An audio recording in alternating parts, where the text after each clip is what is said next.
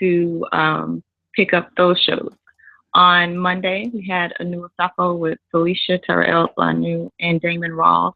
And the topic of conversation was confrontation. And Sister Felicia is continuing with the medicine card.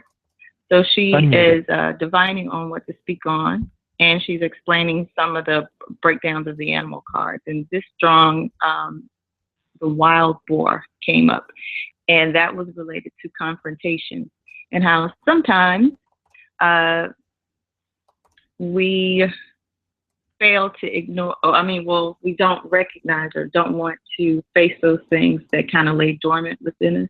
And she spoke on how that is related to business, how sometimes the need for confrontation is actually a form of protection. So she broke down the wild boar and that medicine card and how it's related to business. On Anu Asafo on Wednesday, I spoke, the title of that show was Keep It Simple. And I was breaking down a call that came in for Chief. And the caller had kind of a complicated question. And he spoke about, he was asking questions about the Uraeus and, all these Kemetic terms and everything. And I just spoke on how sometimes when we get into so-called consciousness, we can get caught up in all these terms and concepts so much that we can't apply what we're learning. And so that's pretty much what that show was about, how sometimes our questions and the reasons that we get into spirituality are just completely kind of off a little bit. And so much so that, it just leaves us kind of just real spacey because we can't, the point, what's the point if we can't apply anything that we've learned? On Thursday,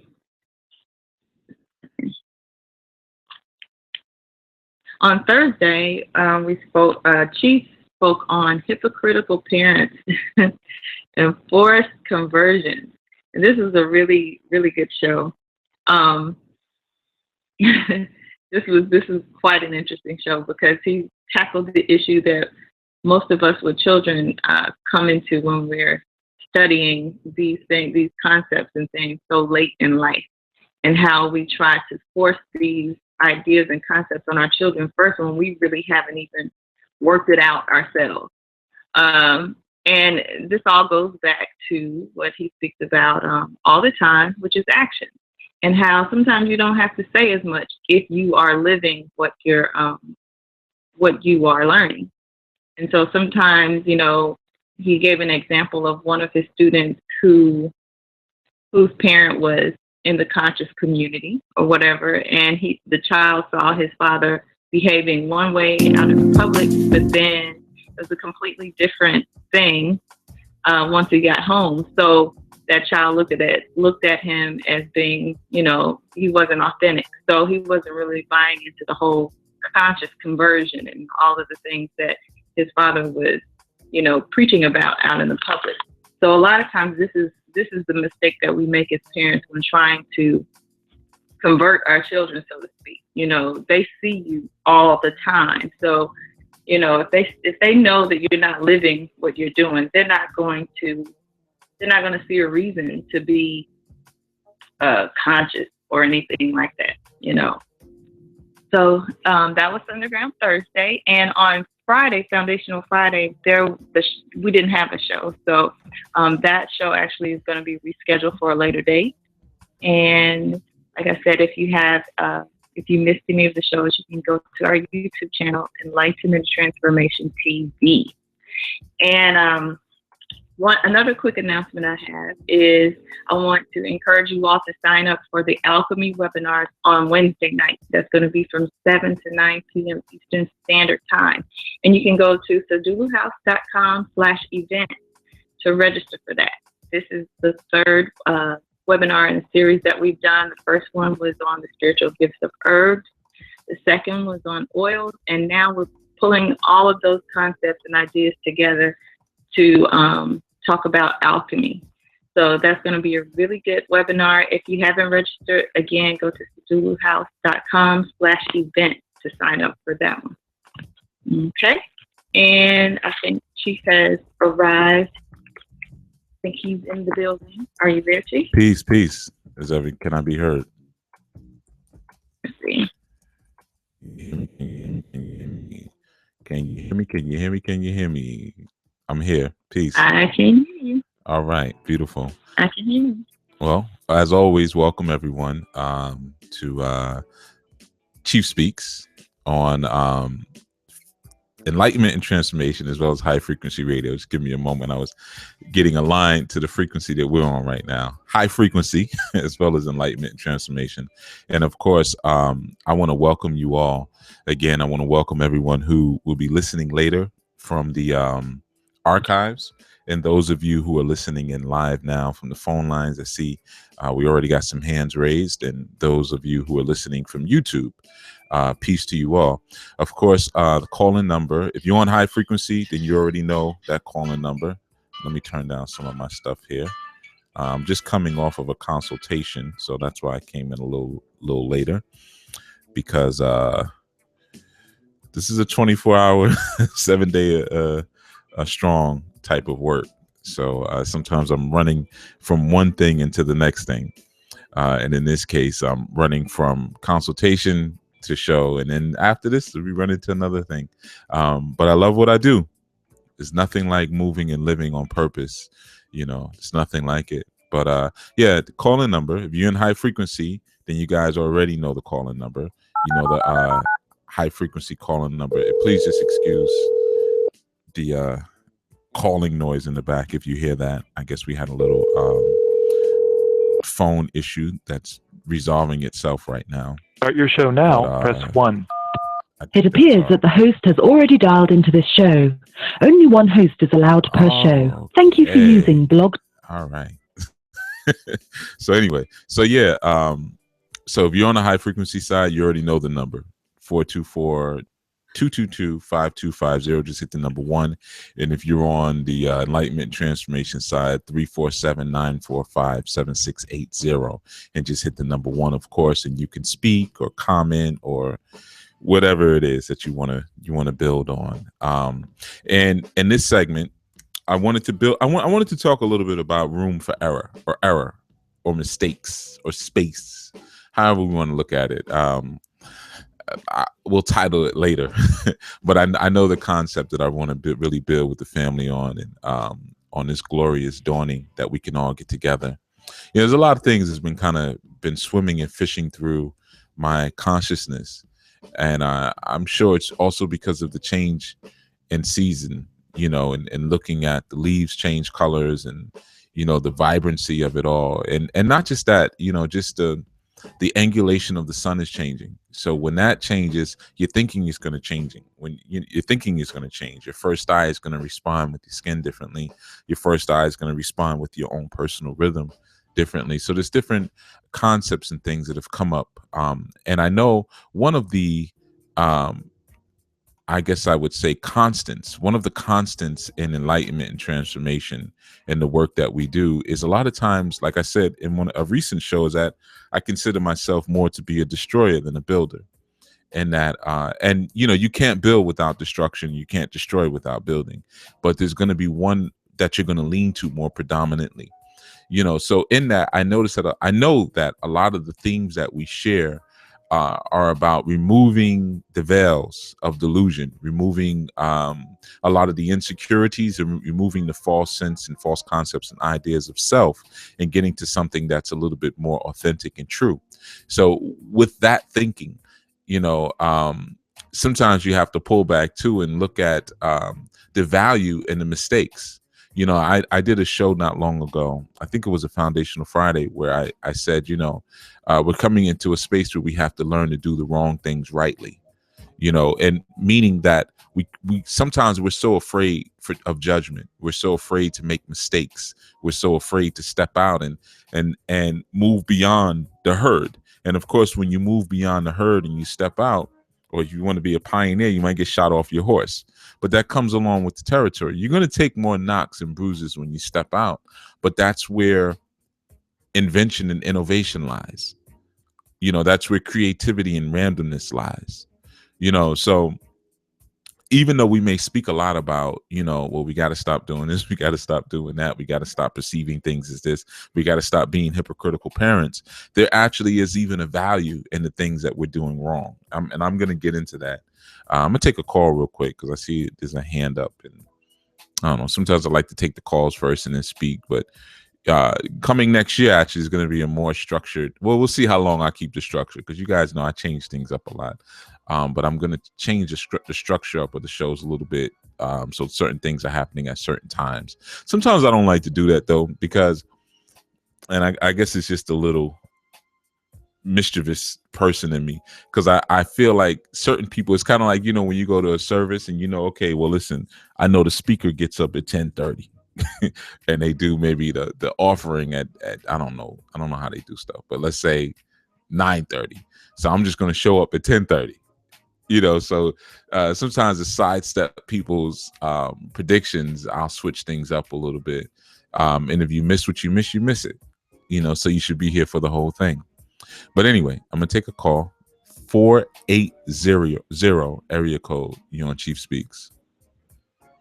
Hi, good morning. My name is Yvette. Good morning, Yvette. Hi. Just my first time listening. I wasn't really calling for any particular thing. I just first time listening. That's all. Well, let's hear something about you then. Let's chit chat, because you're on the line now. You're okay. here. You're here. You're in the space. So let's see if you can. I'm here, right? Yeah. Everything has for a reason. Exactly. No coincidences. Okay. Yeah. So we need something from you. What's going on? What was the predominant thought that you were thinking about when you woke up this morning? What was on your mind? Actually, I haven't been to bed yet because my mind's going. So I'm at a crossroads. I'm literally at a crossroads of every single possible area of my life, whether it be, business, relationships, all those. So I'm just trying to process some things. That's all. Why do you feel like you can't make a decision? There's some unknown factors that are going to affect the decision on every level. So how are you uncovering those unknown factors? I'm going right to it. I'm not afraid to ask a question or afraid to get to the answer. It's just getting the answer. That's it. So you want to make sure that you're getting an honest answer. Yes. Yes. And you're not afraid to peer into the dark, because the dark is where the truth is lying. Exactly. I'm not afraid of the dark. I'm not afraid of that at all. How long you been standing at the crossroad? About 2 weeks right now. Had a plan very firm in place, and then all of a sudden that plan just didn't feel good, so I backed out of it. Mm-hmm. And it felt forced instead of it being, the choice of what I wanted to be doing. And then I spoke with the people involved. I said, this feels forced. Give me some time to rethink it. And when I said give me some time to rethink it, they thought I was backpedaling, and they backpedaled. So It's just a matter of, I think it's just a miscommunication right now, but because I was literally like uprooting. I closed one business to go open another, was moving from one state to go to another, so on and so on. And because I stopped the new business idea that wasn't feeling right, it was just a matter of, okay, now what do we do? So you had to kind of move away from the village for a second, go to the mountaintop while everybody else was still in the village. And they may not have understood, well, we got a groove here. We got a rhythm. Why are you climbing away to the mountain? And you said, I got to go to the mountain to get a higher perspective because something isn't right. Exactly. Okay. So and when I came down from the mountain, they were like, what's different about you? That's okay. Yeah, that's all right. Maverick mentality is necessary in order for us to advance. We got to step outside of the herd sometimes, and the crossroads. I mean, you're always going to be at a crossroads, until we get out of here. You're always going to be faced with some form of duality. Should I go left or should I go right? And it's better to be faced with that duality than to know that you're just busying yourself. Sometimes we spend so much time just being busy and there's no progress. So sometimes, you got to pull away to get the real progress. So that's good. There's nothing wrong with that. But thank you for allowing me to put you on the spot and ask you all about all your personal business and everything like that. Appreciate it. My pleasure. All right. Enjoy your day, man. Thank you too. You're welcome. Bye. Peace. Okay. Like she said, everything is for a reason. So I wasn't going to just let her go. she hit the number one. No, she's gotta she's gotta stick it through. She's a trooper, you know. But yeah, that herd mentality will get you every time. And sometimes it's hard. You know, I did a show before on being self-centered. And obviously Yvette's going through a period now where she's being a little self-centered, and she needs to be, you know, and you guys got to always know that there's a difference between self-centeredness and self-absorption, you know, where you don't care about anybody else. But sometimes you got to center in on yourself, and you got to say, you know what is really, because if I'm the co-author of my reality, then I need to get to the center. That's that symbol of Ra, the circle with the dot in the middle. I need to get back to that centering point so that I can balance, because that's where the power is. And I have to perceive the world and the universe from that place, as opposed to perceiving it from the fringes of my own life. Sometimes we lose so much control of our own life and so much control of what it is that we should be doing and want to do, that we're actually observing and participating with, you know, in our life from the periphery. You know, just think about it for a second. I know it sounds crazy, but a lot of us do it. You know, most of the things that we do, we function on automatic function. You know, so functioning on automatic, it's like, you know, we're not really even there. You know, we're on the outside peering in like, look, okay, I'm driving to work again. Oh, God. I got to walk into this building again. Oh, God. I'm sitting at this desk again. I got to talk to a bunch of people who I hate talking to. Sometimes even when you own your own business, you'll come into a place where you realize, you know what? I hate all of my customers. I hate all of them. I hate when I see that the call ID say that they're calling me. You know, I hate their voice. You know, I hate them wanting to know about me and be my friend. You know, you start realizing that the way I'm functioning and moving through my life is from the periphery. I'm not functioning from the center of what my true core and idyllic values are. So then what happens is that when you start trying to make things happen in your life, they won't happen. They won't manifest, because the energies that are working around you and the people around you are feeling and noticing that dissonance. They're saying, no, you're saying one thing, but I'm picking up a vibration of something else. And that's because you've removed yourself from your self-centered pivot. You know, you find that common in like salespeople. That is so common. You know, they come to you with all this fake enthusiasm. Hey, how you guys doing today? All right. Yeah, man, I'm awesome. Yeah. You know, all that cocaine that they have to induce in order to get you excited about something that's obviously not very exciting, or they wouldn't have to do all of that. It would sell it. I mean, drug dealers aren't like that, because they know, it sells itself. Come on. I mean, they treat you like garbage. Get out of here. Give me the money. Get it. You know, kick you in your butt on the way out. You know, because this is how I really feel about you and really feel about what I'm here doing. But you buy it because it's like, well, at least it's authentic. You know, don't do drugs. Anyway, I'm going to take another call from high frequency side. High frequency, area code 310. You're on Chief Speaks.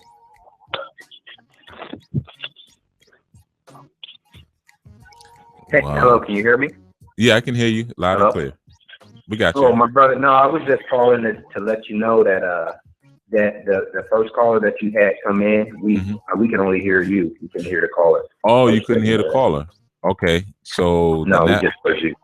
Then that means maybe they can't hear you right now. All right, I'm gonna try to fix that. Thank you for letting me know, though. Thank you.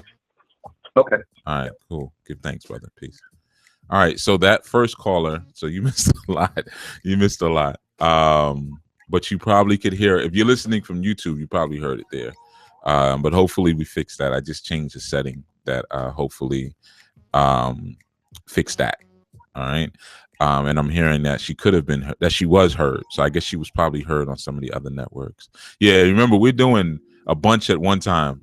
So we got like 3 different broadcasts going on at one time.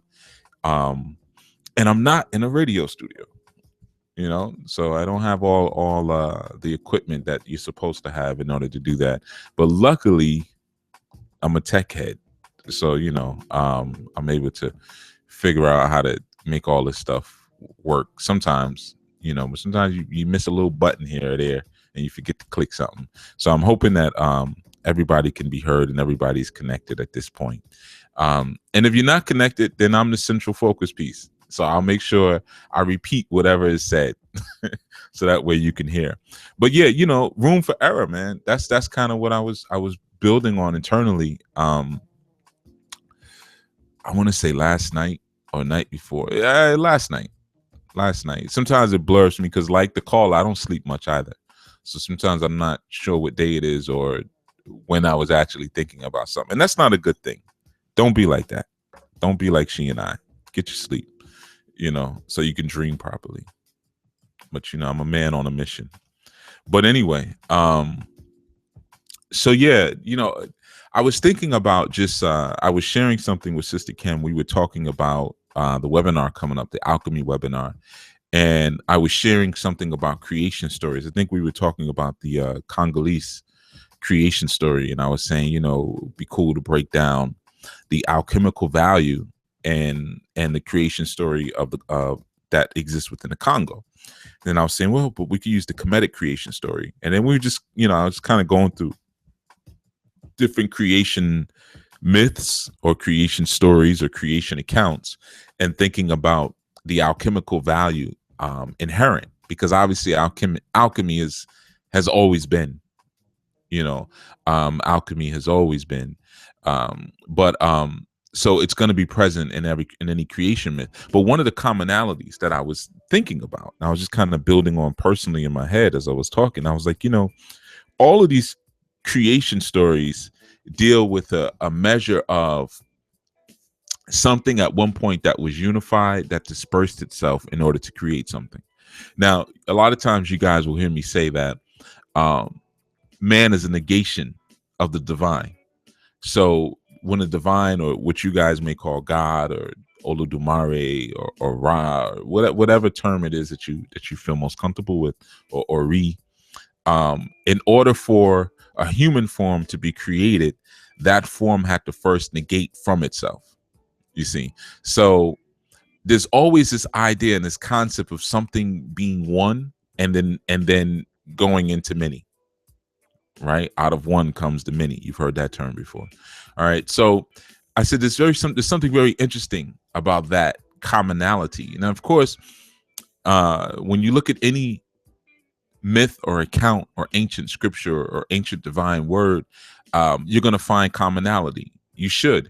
And as I've said before, the thing that you find different is the lie. Okay, that's the trick. So when you find, and I know you might say, well, what? But different regions, they're going to look at the world differently. Yeah, but perspective is one thing. But when an account is completely different, then that it's not true. They're lying. Okay, somebody's just throwing some stuff in it. They're just making up something. So like if you look through the world and you see this connection between masculine and feminine, or you see this adoration of, one second. When you see this adoration of the womb, for instance, right? And then you go to another place or to another scripture or to another type of word, and you see the womb is completely despised and it's all this great disdain, then there's a lie in there. Now, it could be a perspective where one could say, okay, we're afraid of the womb because it has the ability to transform us. We're afraid of the womb because it creates a small death. We're afraid of the womb because of our addiction to it, right? And then you can hear about the small deaths and the addictions and how if you take a womb and you implant something into it, how it will become transformed and manifest something. Okay, that fits. There's something aligned in there. But when you have ideas that are so convergent like that, trust me, there's a lie there. That's why you go through any system, whether it be, Kabbalah, or it be Islam, or it be Yoruba tradition, Ifa, Orisha, Akan, any of them. Again, the Dogon, the Congo, it's going to be pretty much around the same stuff if you know how to look at it, but it's just different perspective. So what I found interesting thinking about that whole unification theory and then there being the dispersion of what was unified is that what you understand that once something disperses, see, there's a phrase that people use, although I never heard anyone else use it. I've used it, but I know I didn't make it up. So you guys have probably heard it before. And it's, when you're referring to a person and you're saying that they're so heavenly minded that they're no earthly good. Okay. Now, I remember hearing that phrase many years ago and saying, that makes sense. But I've never heard anyone else use it, but I know I didn't come up with it. All right. So I'm sure some of you have heard that before. Being so heavenly minded that you're no earthly good, meaning basically, I used to use it in terms of like the fanatical evangelical types, where they, as soon as they see you, praise the Lord, it's like, come on, man, I just said, what's up? I had a friend like that one. Well, I can't say friend. He was a customer in my barbershop that I used to own. And Brother Lewis, and you guys wouldn't know who he is. But he used to be like he was a terror in the town before he came to Christ, quote unquote, before he got saved. And but he was known for carrying lead, and he was known for with his hands. He was a real menacing type character. And for some reason, even before his conversion, he just always took a liking to me. So he just kind of adopted me, like a little brother. And I remember one time I was cutting his hair, and I said, because he used to box, and at the time I was boxing.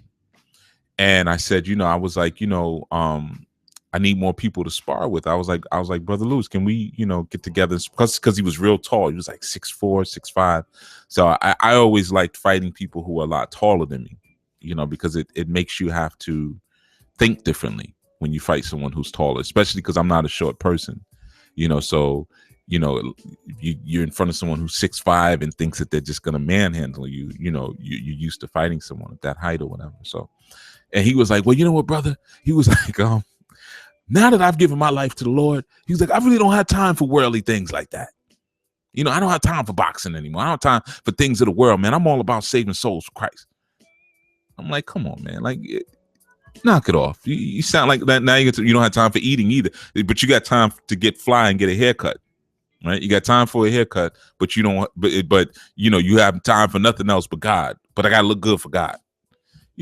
So it gets sometimes silly like that. And I said to him, I said, Brother Lewis, no disrespect, but I said, I liked you better before you got saved, and he laughed, because it was so off the wall, but, especially considering who he was before. But that was like an example of you so heavenly minded, earthly good, like you're just so focused on everything above you. Or like Bob Marley said, while we're praying to the sky, they came and stole the gold from underneath us, So, but the idea here, right? The idea is that if we're so focused and so engrossed and so enwrapped in the things of divinity, then what happens is that we leave no space and no room for the randomness of our human thought and the randomness of our human creation, our human creativity. Because you got to remember, in the realm of divinity, you're not in the realm of creation, but you're in the realm of infinite potential. Okay. And infinite potential is great, but it has to move into a space of kinetic manifestation. That's why I'm always like, when someone says somebody has potential, it never really meant anything to me. I used to, if people say that to me when I was a kid, you have so much potential. And I would say, what do you know? And it doesn't matter, because the only thing that matters is what I'm going to do with it. Sometimes people would talk about, their children's boyfriends or their children's girlfriends, say, yeah, a lot of potential. That means they're not doing it. If they have potential, that means they ain't really got it. Because if they were doing it, you tell me what they're doing, not what they have the potential to do. So that space that we consider to be so divine and so great, in terms of that space of potential and boundless potential that, you hear so many quote unquote gurus talk about. You hear Deepak Chopra always talk about that boundless potential of an infinite potentiality. He's just like guru light. But I'm not saying he's never called himself a guru, so let me not say that about him. But anyway, I'm not gonna, but a lot of people want you to focus so much on getting back to that space, and it's back to a space of nothingness. See, that's the danger of it. When you're going back to that place of oneness, where everything is a glob, it's an amorphous spiritual and divine glob and conglomerate of one working part, then nothing's actually occurring. because you have this, you can't relate to yourself when you don't have the space to relate to yourself. Even right now, you can relate to your body because there are gaps and creaks and crevices within your body. You know, your arm you can separate from your chest or your stomach. Your leg or your foot you can separate from your head. And through that separation and that space that lies in betwixt, you now can relate. There's a way to relate. Well, my hand is different than my shoulder, right? Because I can when I put them together and I try to get them to relate to one another, I can see the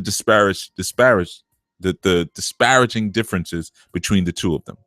So I see where the relation is here. I see how they relate to one another. One I use to pick up things, and the other one I use to support my head, or support my neck, which supports my head. Okay. So in order for there to be that point of relation, in order for there to be that point of understanding of self, there had to have been a separation of self. And that separation of self, that now vacant margin, is where we have what's called error. Mistake. Because remember, when we're dealing with the idea of a divinity, we're dealing with the idea of perfection. And as I've said before, some of you may not remember because I know we get new listeners every strong. Perfection is death.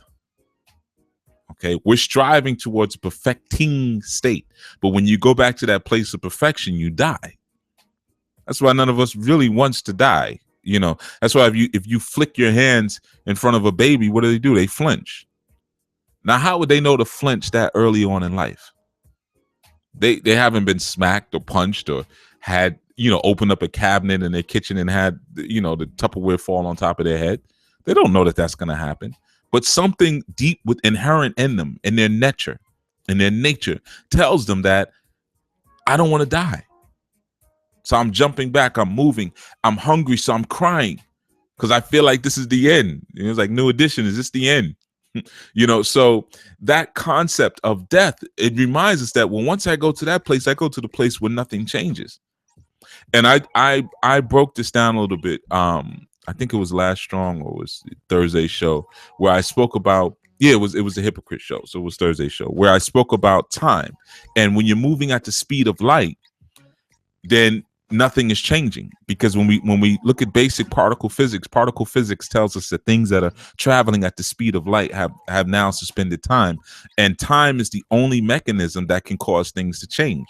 So if there is no lapse or progression of time, then things stay exactly as they are.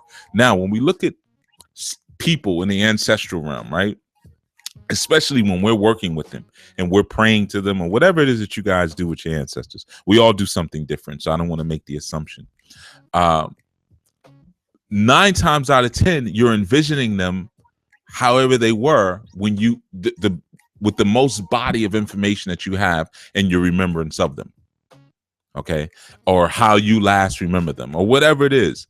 But that moment gets frozen in time. It could be a time when they taught you how to ride a bike, or they were laying on their bed and they gave you some wisdom or whatever. But those moments get frozen in time. See, that's when things are moving at the speed of light. That's why it's so easy to conjure them up so quickly, because they're moving at the speed of light. But the thing is, there's no change. There's no vacillation. You see the horror of being stuck in the ancestral realm? Though we praise it, there's a horror there, because I'm stuck in time. And once I'm stuck in time, then I'm stuck in a place where there's no progression, because I need time in order to change.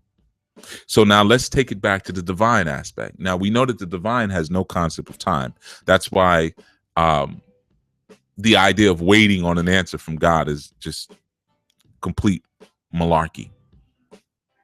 You can't, you're waiting on something that doesn't even know what waiting is. You're waiting on yourself, because you're the only thing that has to progress to a certain place based on time, or your ability to bend time and space once you get to that level. But either way, you still have to travel. You have to share your speed with time. You see, you're sharing your speed with multiple components: time, gravity, 3-dimensional spatial reality. You're sharing all of your speed with those things, so it slows you down. Whereas the divine of the Most High shares itself with nothing other than love. Now, what is love? Love is the connective force.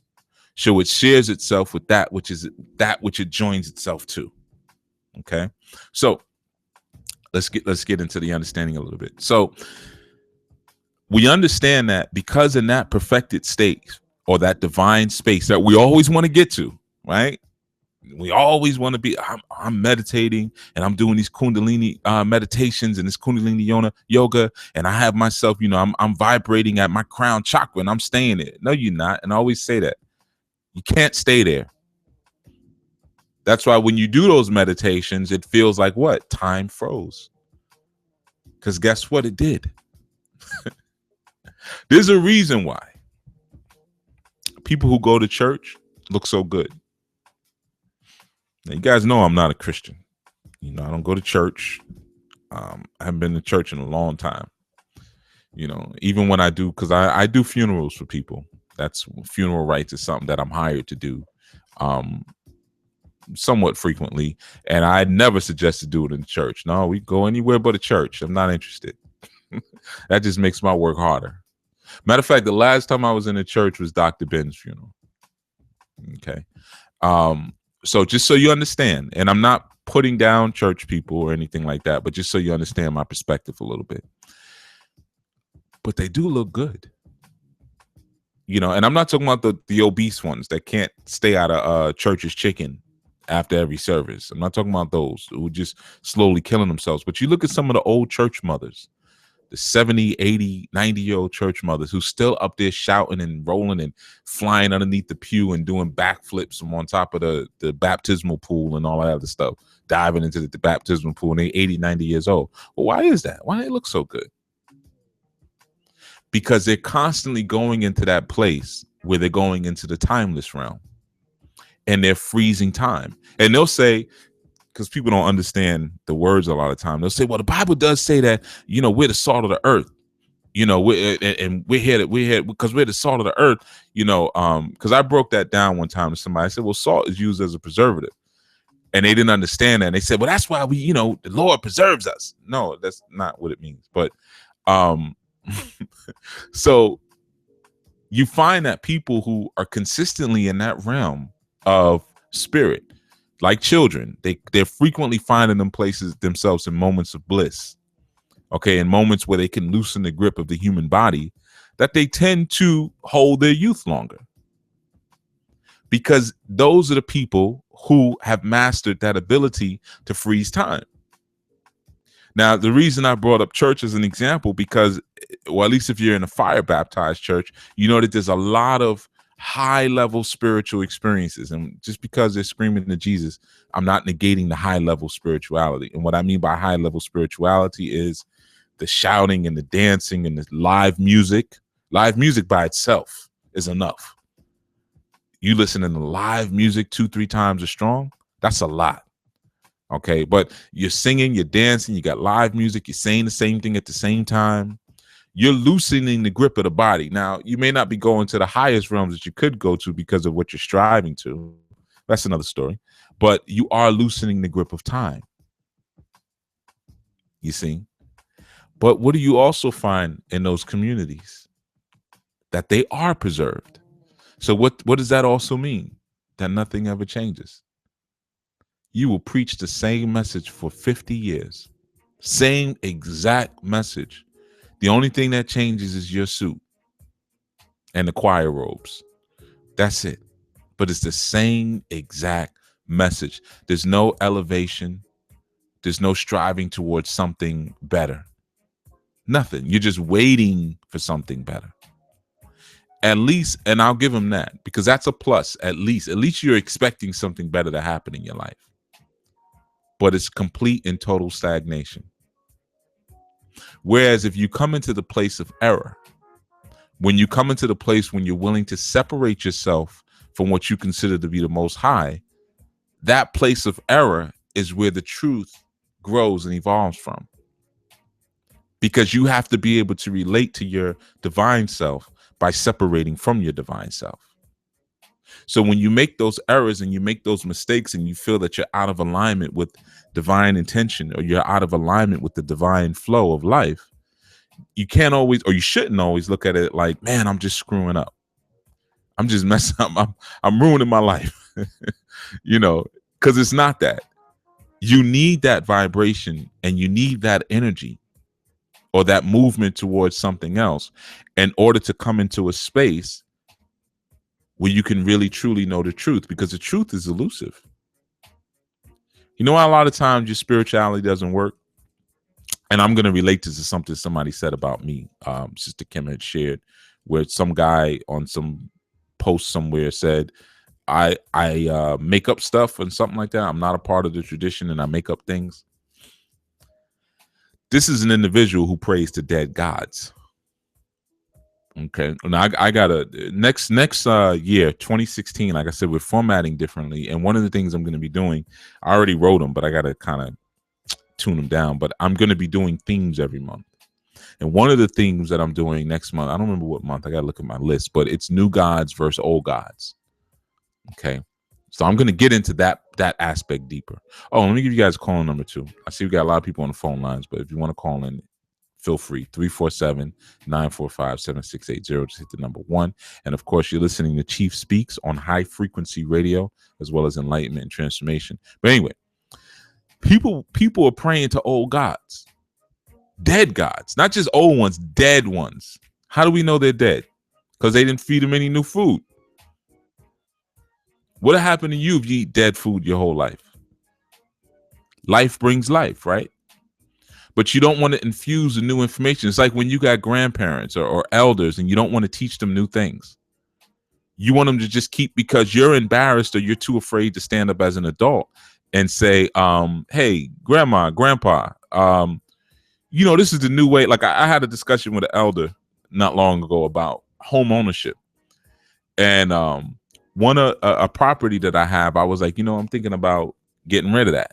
And he was like, nah, man, you don't never get rid of none of your properties. Nah, don't do that, man. Because, you know, you gotta have that. And I was like, why? Because I still have a mortgage on it. So I was like, well, you know, I'm kind of in a place where I'm like, I don't feel like paying all these mortgages anymore. I feel dumb. I know enough by now about alternative building and alternative power and how to get land for cheaply. I'm like, I don't feel like this is the smart thing to do anymore. They just keep paying for these houses and not even built correctly.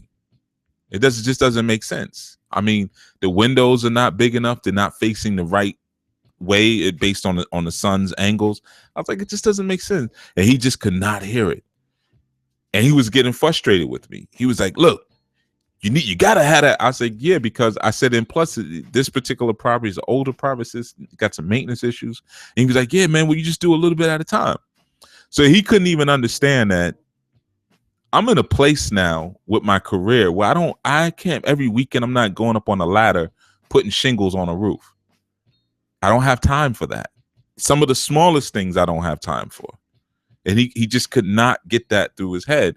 And he was like, man, you don't get it. But the thing is, I said, listen, man, we're going to have a session. So I took him out to eat. And I said, I want to tell you about mortgages. I'm going to tell you what the word mortgage means, the march of death. Okay? Because he's not owned a house. So I said, you know, your generation gave us the best of what you knew to give us. But times have changed, just like times were changing for you. So some of the things that we strive towards and aspire towards, you know, we got to switch up. There are people who are moving and grooving throughout the world who have figured smarter ways to do stuff. And if I just keep feeding you if I let you just keep preaching to me, because like I told him, I said, look, man, I got a couple gray hairs in my beard. So, you know, I'm not a little boy. I do know some things that I can share now. I'm not stupid. You know, so it ain't like any of that. None of that he liked, but he had to hear it. I said, you got to get this new information. Have it, because he's been in the same apartment for like 50 something years. I said, you know, your apartment hookup is better than what I have. I said, you don't pay anything to live there. You live in the heart of New York City.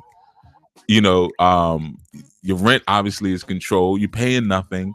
Your ceiling leaks or something, you don't have to figure out what to do. You just call somebody. And at your age, what are you really going to do with a house right now? That'd be something for your children to come fight over. So after I broke things down to him and broke down where we need to be as a people at this point, I said, yeah, when you were young, coming up off the farms and the sharecropping down south and moving up to the ghettos of the north, that was the dream. Let's go to Chicago. Let's go to New York. Let's go to Philly, and let's go live in the ghetto and we'll go and we'll shine shoes and we'll get our little money and we'll be able to be sharp and clean. We ain't got to work on no farm anymore. And that was cool because that's what you were working with. And I admire that. But we got to come to a place now where we look at other communities and we realize that they only have one generation of that. You look at the so-called Jewish communities, they'll tell you, yo, my father sold pots and pans door to door. Or my father, he sold dental equipment. He knocked on all the doors of the dental offices. What do you do? I'm a lawyer. I'm a doctor. I'm a dentist. They make sure that stuff only happens for one generation. We're only going to be blue collar one generation. That's it. So they understand that there's a different kind of paradigm going on, that we have to learn and know when to switch up the paradigm based on the direction that the world is moving in. All right. And I'm not speaking I owned a barbershop for many years, so I'm not speaking against blue collar work. And I often say the stupidest thing I did was I actually gave my barbershop away to someone when I went into the IT field, because it was a man, he was one of my barbers. He was much older than me at the time. He was, I want to say, approaching 40, I think, something like that. And he wasn't really able to take care of his family like he needed to. So I said, you know what, I'm gonna bless you with something. I was like, I'm gonna give you my shop. I didn't sell it to him, nothing. I gave it to him. I paid off the power bill for the, when I left and everything. And matter of fact, and I worked for him for 14 days. I said, I'm gonna pay you chair rent for 2 weeks before I leave. In hindsight, I should have did that. I missed that barbershop. I really do. I had some really fun times there. But then that could be me wanting to be crystallized in the past, just remembering all the fun times we had in there and everything. But my point is, so if I were to let my elder go on with this false information and these old ideas, then all I'm doing is maintaining a death culture within them. So even though it was difficult, it was like a ritual. Some rituals are 5 minutes, some rituals take an hour. So the ritual I had to go through to invoke his higher spirit, I had to pick him up, right? Then do all his little running around. We went, go over to get me a pack of cigarettes. Go over to get me, I got to drop this off at the cleaners. This, that, right? I had to do all of that. And then we had to go get something to eat. So all of that little stuff in between is like, you're going to go buy your candles. You're going to go get your Florida water. You got to go get your rum. You got to go get your gin, right? And then you sit down and what do? You have a meal prepared for the spirits so you can have a conversation. Now, our meal just happened to occur at IHOP. So we went to the Pancake House, right? Because that's where he likes to eat. So we sitting there and I said, all right, let me break this down to you, man. So now he's open and he's ready. He's primed. He's fed. He's got his cigarettes. He's good to go, and we can have this conversation. And I broke down to him what the housing market really is. I broke down to him what the banks really are, and started going through it. And he was hitting me with a lot of intelligent ideas. And then he was like, boy, you know what? I think you're right. By the time we were done with the conversation, he was like, yeah, man, you're right. You on to something, because when we were down south, we had this and we had that, and when we came up north is when we really didn't have anything. And he said, man, that the South was ran by black women. At one point, he made very clear to me. He said, what you say makes sense. He said, because us as the men, he said, we didn't really get to finish school. We didn't go that far in school, but the girls would at least go through 8th grade or at least to high school. So when it came time when we were sharecropping, we were getting robbed left and right, until the girls learned how to do math. And then they would sit and do the numbers with, as he said, well, he didn't say it this way, but let's just say the white man. He said something else. He said they would sit down and do the numbers with them, And they would say, nah, we don't owe you any money. Or because he said every year we would share crop, and they come to us with the same story. Oh, y'all just broke even. You just made it. You just broke even this year. I thought you were going to end up owing me money this year, but you broke even. He said we would hear that every year. We would make a dime, but we would break even until the women started coming and doing the math for us. And they finding out, no, we made money this year. And that's how we were able to pull up enough money to get out of there and move up north. So I said, well, then you had to understand that the paradigm had to change. The women had to come out of the kitchen and they had to grab pads and pencils and sit down with that man and do the math for the farms. And he was like, yeah. So in the same instance, this is what we're talking about in terms of the spiritual work that we do and allowing that margin of error, or that room of error, when we disconnect from what we consider to be our highest ideas at times and allow space, a dispersion. You know, when you think about a star exploding, imagine if the sun exploded, there'd be a dispersion of light. And that dispersion of light, right? Because we always want to come together. We can't figure out why we can't come together. Why can't we get communities and live on the same land and blah, blah. Why does it always fall apart? Because we're living in a modality and in a time now where that dispersion is necessary in order for us to relate to each other. I'm speaking our new culture to you. That is what I live. I knew.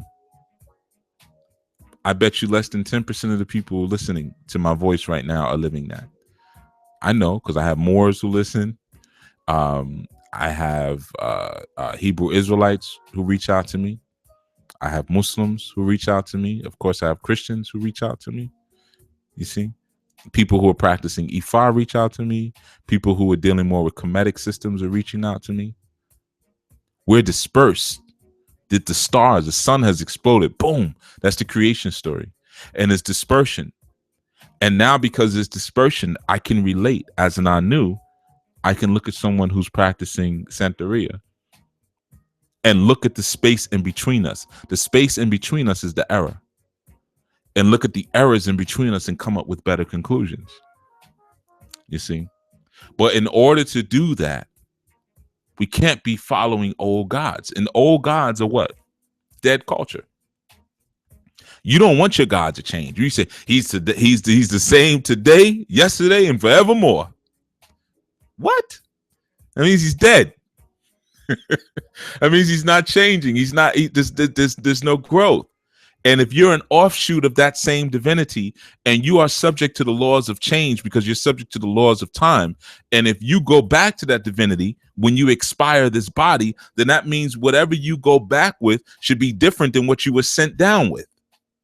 So now if you go back with that changed form of spirit to that core and original divinity, then that means that divinity has to change. Unless you come down here and you practice death culture. Then what do you bring back? Death. But here's a little trick for you so you understand it. You don't actually get to go back when you do that. You get stuck in the ancestral realm. The ones who go back are the ones who come down here and live. And then they bring life back.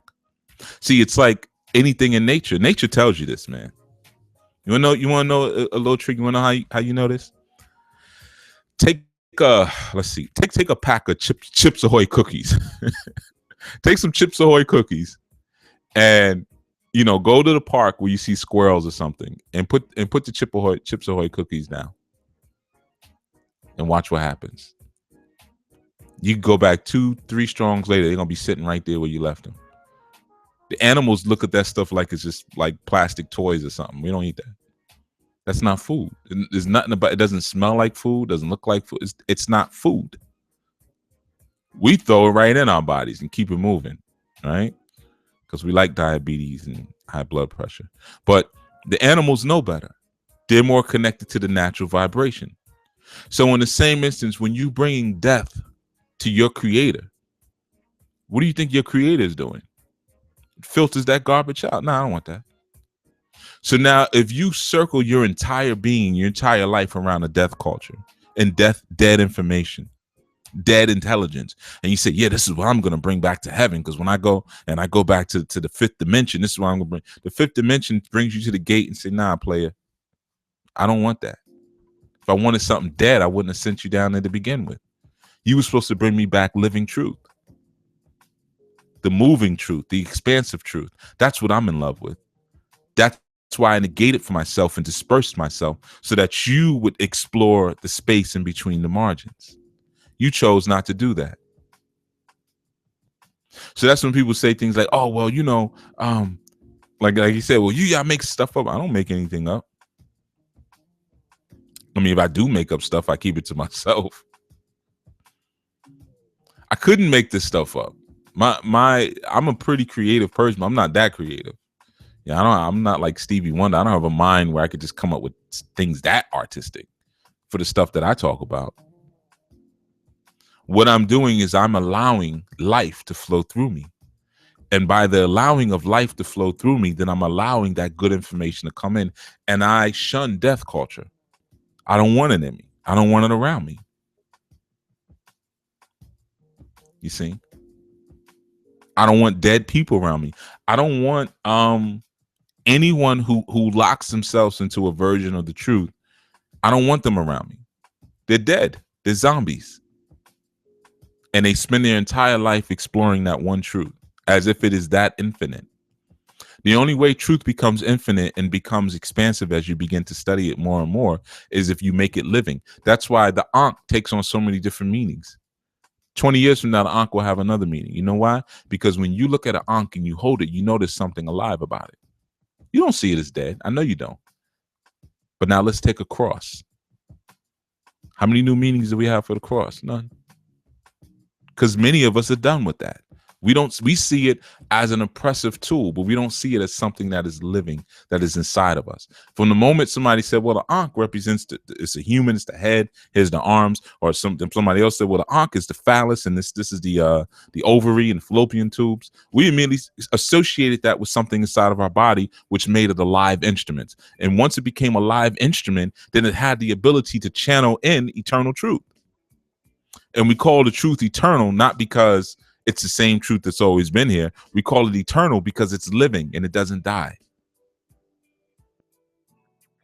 But your intellect can die. You can bring dead intellect and you can carry that around with you.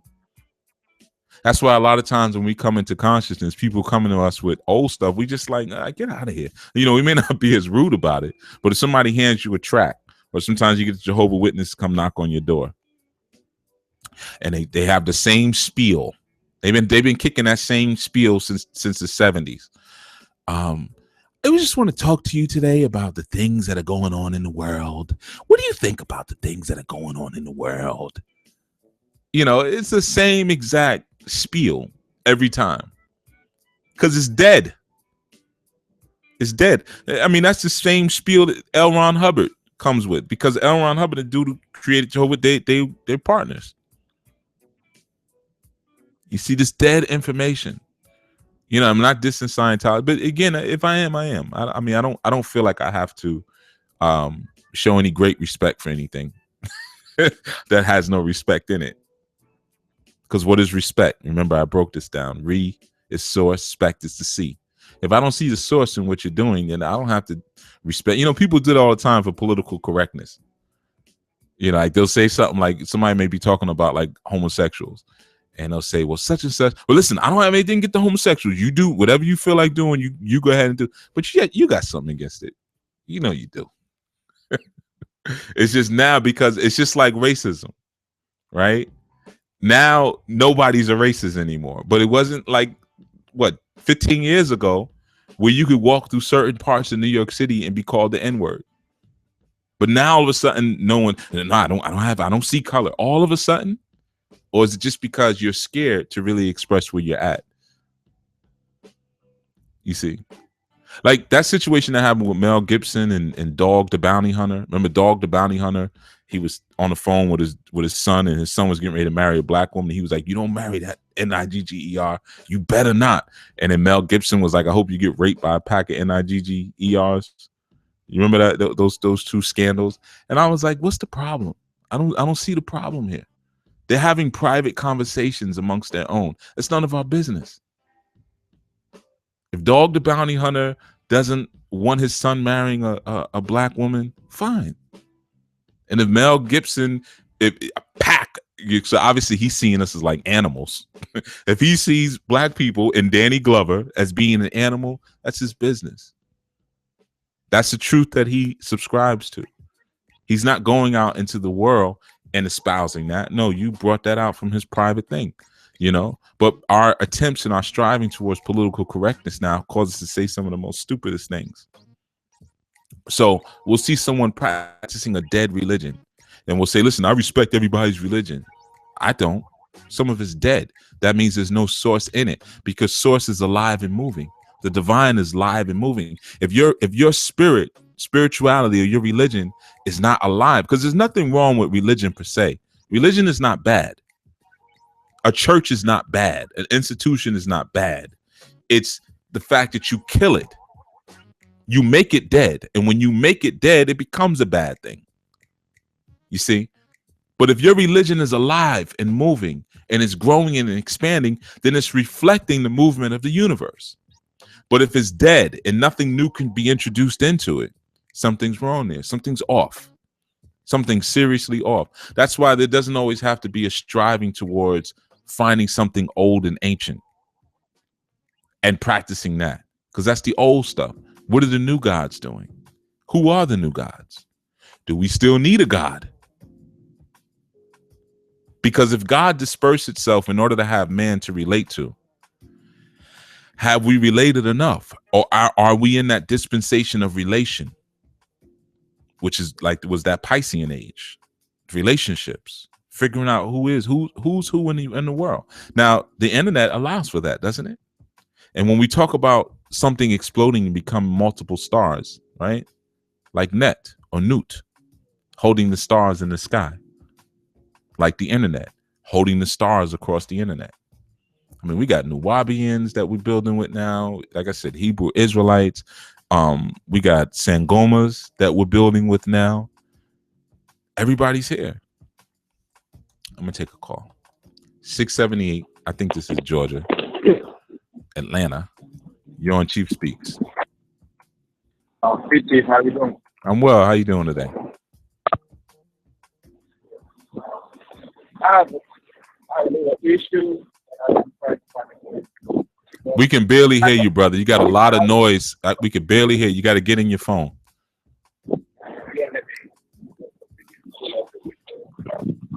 All right, you got to get in your phone, brother. Is it better? A little better. Okay.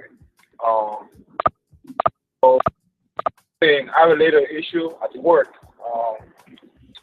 Make a long story short, I'm in an environment where, of course, the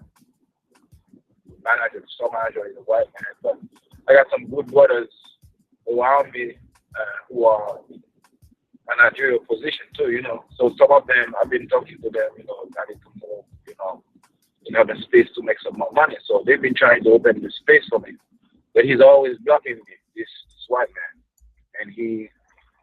And I know his fault. He's like, you know, he wants a brother, you know, who always laughing, coding with him. So I'm not putting myself in that position. So I was brought me to his department, and I stayed there for a week, and then the store manager took me back to where I was, and he didn't give me any explanation, and I didn't want to go ask him for an explanation because I don't want to give him any power over me. So now I need to move out, but I need to go to another store. But for me to move to another store, they have to allow me to move. You know, sometimes they say, oh, they can find a reason for not letting you go. You know, so I'm trying to find a way. Is there something I can do to move to be able to go to leave that store, but for him not to block me? Because there was another brother who tried to transfer, and he called the other store. All right. Here, this is what I'm gonna do. I'm gonna answer this. Okay. Were you listening to the show prior to you calling in? I just you just called in for this, right? No, I think I called in about. Okay. All right. So this is what we're gonna do.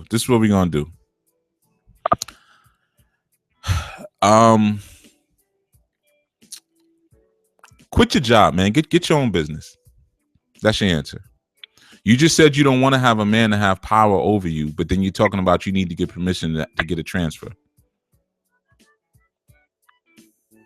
Yeah, actually, I'm working on that business. The idea is then that's all you should be doing. That's all I want to talk about. I don't want to talk about another black man having to go ask somebody for permission to move from one place to another. I don't even want to have that conversation. If you want to go do some spiritual work on them, you could do that. You could probably figure out what to do. But this is a waste, because what you want me to do is you want me to teach you how to integrate better into somebody else's house. What rituals can I do to receive favor from somebody else's house, in someone else's house? We got to move beyond that. Like, I'm not even, nah. And if this was a woman calling, I may have responded differently. But as a man, and you're a young man, you got energy. You're young enough that if you take a fall, you can get back up. Man, start your own thing, and then do rituals towards that. I don't even want to. Nah. So I'm gonna. You're a talented intellectual brother.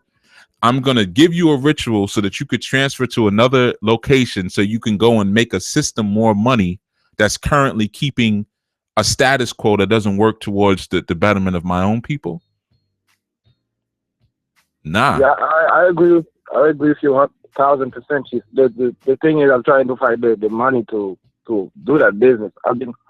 I was supposed to start it 2 months ago, but every time I that's because you're too focused on. You know why you can't start it? Because you're focusing too much on what you think these people are doing to you. If you were focused on higher level things, then these people would become less relevant, and the resources you need would be present. Nah, I don't want to talk about your job. I hate jobs. I haven't had a job in years. I can't even relate.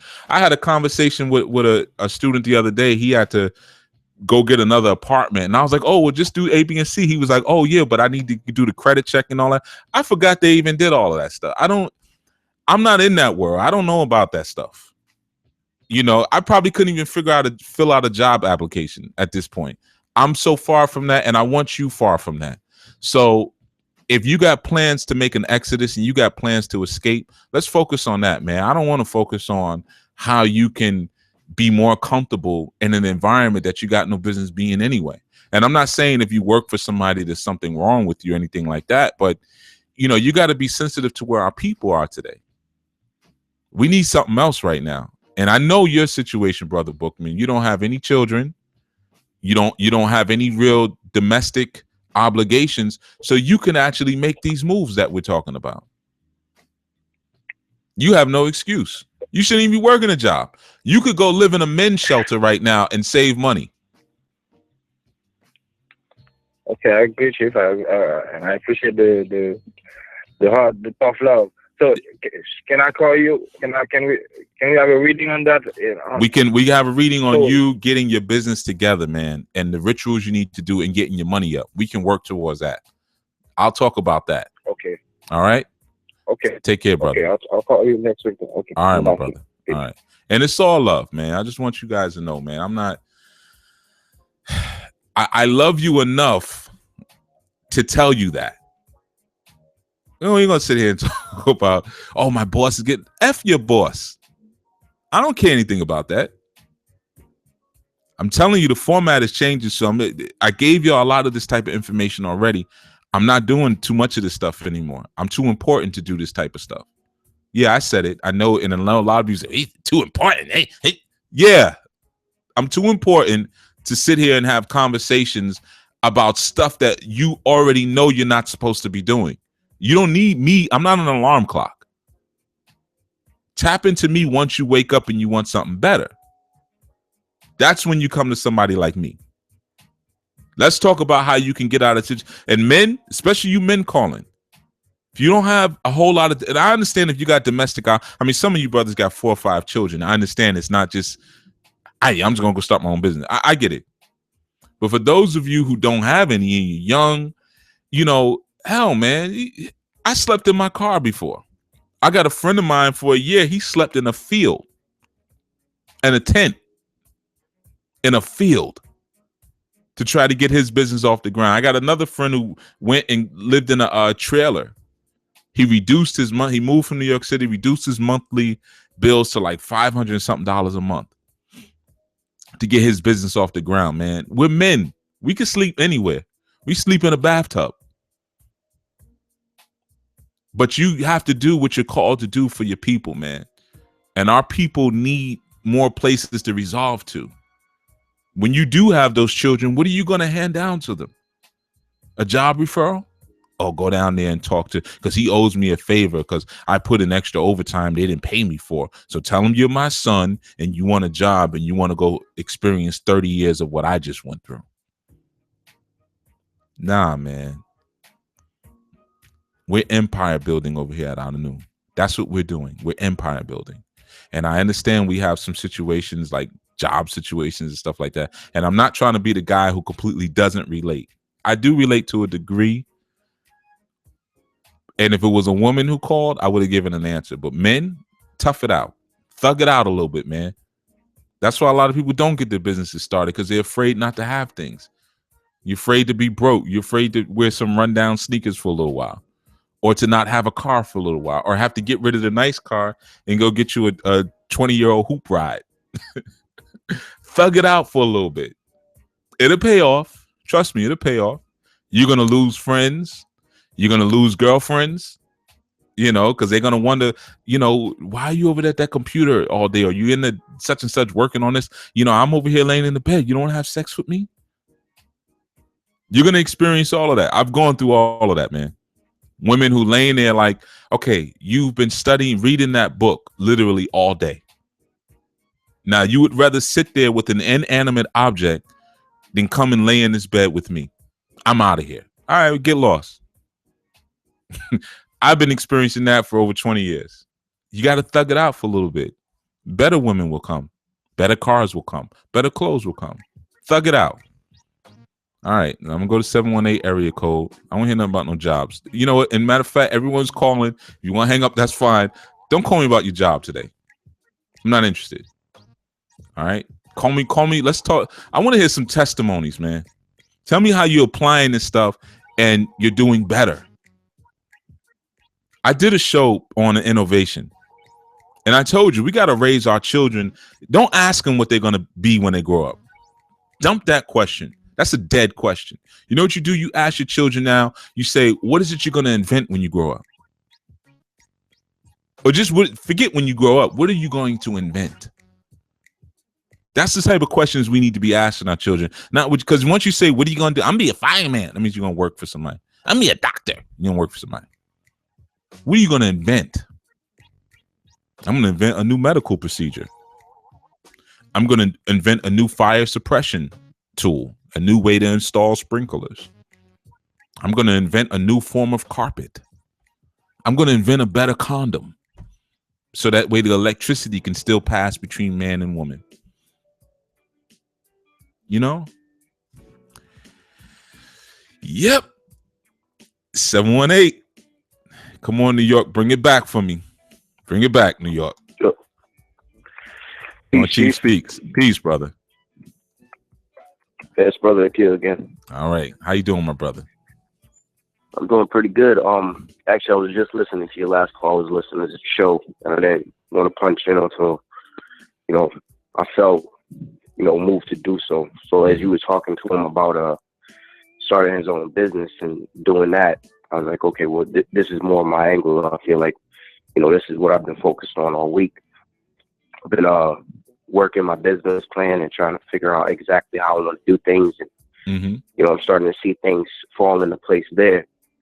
And it's actually kind of funny because the past couple of years, I want to say like the past 3-4 years, like I feel like I had major anxiety surrounding being successful and doing something great.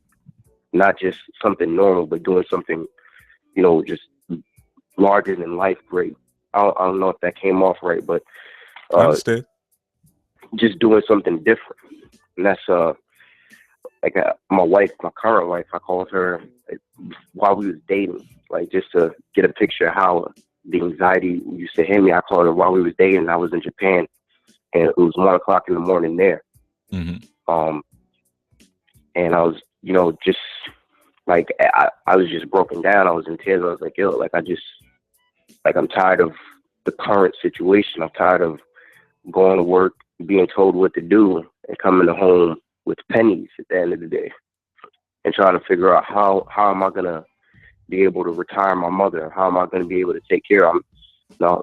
And that's just still where I've been for the past 3 years. And just working my business plan. I got 3 more years before I get out the military, and I'm good to go to launch and start everything. So I was calling on that end. And the question I really had was just the idea that I'm focused on is because I'm in the IT field.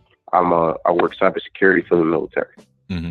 And I was thinking about starting a certification prep course where the different IT certs I can go out and train different people in companies, but also on the back end of that, starting a nonprofit business that offers scholarships and grants from my certification company to underprivileged youth in urban situations, much like the one that I grew up in.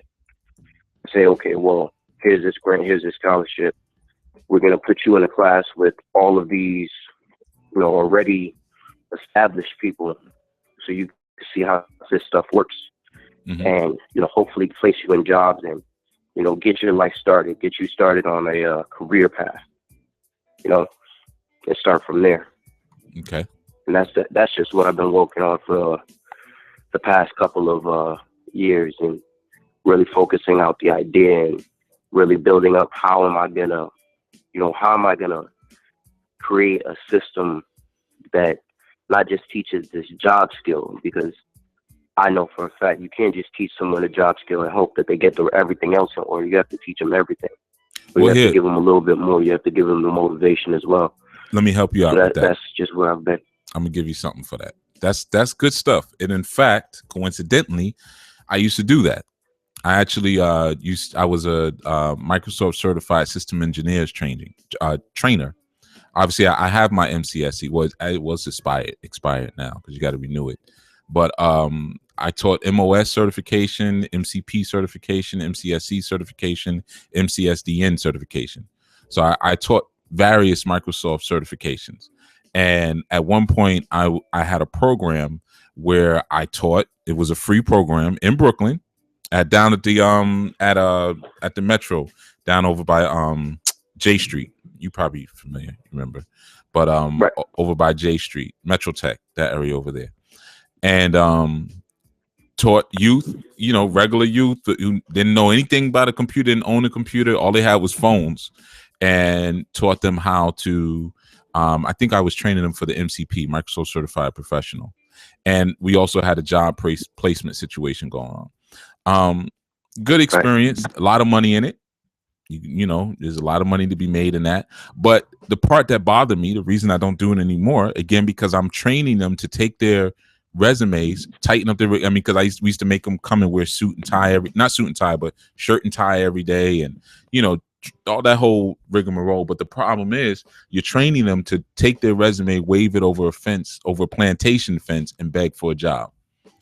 You know, so that was a part that I wasn't totally comfortable with. So I don't have that program anymore. But it is a good aspiration. But the holistic aspect of that is, if you're going to train them in a software, okay, then also resolve them to a situation where maybe, because everybody's not designed to have their own business, but maybe you can place them in nonprofits that are doing something for the community. Or you can provide a service to nonprofits. You know, now if you want to tap into anything that's governmental, you could probably even get grants for that. You could probably get grants for their salary, but it's still your company, and you could deliver them to nonprofits for free or at a discounted rate in urban areas. You know, you got home schools, you got every place that needs technology. you know, they can set up networks, or they can do like create online learning platforms for independent Black schools, things like that. So the holistic perspective is to add those other components into it. I'm very familiar with that. There's a lot of money in that, you know. But yeah, you're moving in the right direction. Now the thing is, though, you have a wife and a child, so we're not worried about you. We already know there's not a time that you call this show that you don't bring them with you. There's not a time. They're always present with you. So we already know whatever it is you're talking about is going to work, because you're always bringing your highest formula with you. I can't remember one time you've called the show and have not mentioned your wife. You see? So you have a different type of situation there, man. Well, I'm not worried about you. Whatever you put your hand to is going to work. I know it's going to work. So make sure you put your hand to the right thing, man. If you want to train them and you want to get them into a certain space, train them to be free, or educate them rather to be free. You know, use that technology as a tool for freeing themselves. You know, but thank you for the call, brother Kill. Appreciate that. Definitely. Thank you. One love. Yeah, I knew New York was gonna bring it back. Like he said, yeah, I'm working to do my own thing. Once I escape this prison of the military, then you know, I can bring something of value to my people. And job training, we gotta get out of the job thing, man. You know, we got to rear communities, and I'm not trying to have a feel good, like we got to do it for the people. I'm not trying to do that type of thing, man. But that's the only stuff that's going to sustain you. Because I'll give you an example. A lot of the youth that came out of my program, I'd say maybe I did, because I keep in touch with a lot of them. Like probably only like half of them are still working in IT, and that's, I'm being liberal with the number. It might not even be that many. Some of them couldn't hack it. And the ones I really like, because, you know, as a teacher, you're always going to have some students you like, some you don't like. The ones I really like couldn't hack it. One guy in particular I'm thinking of right now, I need to reach out to him. But he wasn't that strong with the academics, and but he had this beautiful little daughter. And everything for him was about his daughter. He was like, man, I'm doing this. Because before this, I forget what he did. I think he was a bouncer at a strip club or something like that. Young guy though, he's probably like 22, and you know, he was like, man, I just want something better for my daughter, and that's all he would ever talk about, you know. And I kind of took him under my wing. You know, I made sure he got placement and everything like that, but my concern was that he's not really primed for the politics of this environment, you know, because we're in Brooklyn. Not to say that means anything. We had youth coming from Harlem, from Bronx, from all over, but some of them are not aware of the politics that go on in a corporate environment. They think, well, because I know my stuff, I can excel. And they don't understand the higher you go up in a corporate environment, the dumber the people get, or at least the dumber they pretend to be. But I think it's really the dumber they get, you know. So you don't really excel in the sin through that environment, through your intellect. You excel in the sin through your willingness to conform. You know, in that environment. And we weren't really able to have those conversations. I mean, I would have those conversations, but they didn't believe me. You know, so a lot of them, they got into environments and couldn't hack it. Within a year, they were laid off, you know, because they came in with a totally different mindset. Even some of the things that you have to stomach, some, especially with youth, man, then a lot of times they have a lot more pride than we think they do. Some of us, our pride has been shot. So we go into a corporate environment, we get treated like garbage, and we just sit there and put our heads down. Whereas you get these young people who are coming from an urban environment, man, they, you know, pride is not an issue. And you say something funny to them, you know, you might get choked. You know, so I said in hindsight, I really wish I had more things established, or at least bigger networks established, where I could have sent them to community organizations that were actually doing something, where they could have continued to have Jegnas who would have guided them just in life, you know? So screw the jobs, man. You know, it's just antithetical to our work. It's antithetical to our movement, you know, unless that employment situation is building and adding towards what it is that you're trying to perceive and realize as a life goal. You know, and I spoke about that as well, the hypocritical aspect. You can't always resort back to abdication where it's just like, well, I'm just doing my job, man. I just got to put food on the table. Same thing like with, you know, black cops. Now, I know some of you on the line, maybe, I know some of you are cops. I know some of y'all, you know, but, you know, that's another little tricky thing. That's a form of miscegenation, like what the Roman soldiers would do when they would come through regions. They would impregnate the women. So now they created this confusion, like, okay, you don't want to kill him because this is your father. It's like in Roots, Chicken George and Master Tom Moore. And when Chicken George was getting ready to kill him, he was and Kizzy was like, he's your pappy. Yeah, my pappy? He raped your mother, man. It's not your father. Kill him. You know, so it's the same thing, man. It's that blending of things sometimes that creates a real serious confusion, man. And we need to be able to give our young people something more intelligent to resolve to that, again, is in alignment with the goals. Because, like, again, you got black cops. I don't care how righteous you think you are as a black cop. When your superior gives you an order, if that order violates my rights, you're going to follow through with it. So that means you're my enemy. If you're in any position where you could do anything at any point in time that's going to violate me ethically or even legally, and try to fall back on, well, hey, man, I'm just following orders, you're not my friend. I don't care what color you are. You're not my friend. You know, so you guys think about that too when you pumping your fists in the air for these, 100 black men, cops. The hell with that. All right, we're going to take another call, high frequency side. 618 area code. You're on Chief Speaks. How you doing? I'm doing all right this morning. All right. How about you? I got a question for you. You deal with dreams, right? Yeah. You want me to interpret a dream? All right. Okay. I had a dream. Well, hold on, brother. You want me to interpret a dream? You saying? I just had a question about a dream. Yes. Oh yeah, interpret a dream. Yes. Let me get your background first. What are you doing spiritually? What system are you working with? Right now, I'm into knowledge and into consciousness. I've been studying about our history, study a little bit about law, trust law. Okay. But I'm big on spirituality. All right. How long you been doing that? A long time. Wow. Probably about like 5 years, 6 years. Okay, cool. You got black sons? Black sons. What do you mean by black sons? Black male children. Yes. Okay. You teaching them? Yes.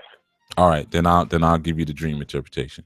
If you answered no to any of that stuff, I was gonna hang up. But okay. No, I teach I want my son always to learn where he comes from, where his people come from, and I also teach about the government. Okay. Teach them how not to stop the police. I teach them a lot of stuff. Good. All right, I'm with you. So what's going on? What do you want to ask me? This is a dream about me, and the dream is I'm in another world, but the me in another world is sick. Is what? Say that word again. Get out of bed. You in the other world is what? He's sick. He's thick. He's thick sick. Or sick? Spell it for me. Sick. S in Sam ICK. Oh, sick. Okay. He's sick. Yeah. Okay. Right, and in the dream, everybody saw me outside, and they was like, "What you doing out of bed? You supposed to be sick. Are you okay?" And I said, "No, I'm well." And that was pretty much the bulk of the dream. Okay. What that means is that you have some addictions you got to deal with right now, but you're getting ready to be internally delivered from those addictions. So like sometimes when we're dealing with consciousness, we're still addicted to things that are dealing with dead information or the world that we left behind. And I'm not talking about drugs per se. You know, I'm talking about sometimes our addictions. I don't drink or smoke. Yeah. So we're not talking about drugs. So sometimes the addictions are just the culture sometimes. You know, it could be the fashion. Sometimes it's certain music, or sometimes it's just the way we're thinking. And that way of thinking, it's like it's hard for us to pull away from that because we're trying to integrate our new consciousness into an old paradigm.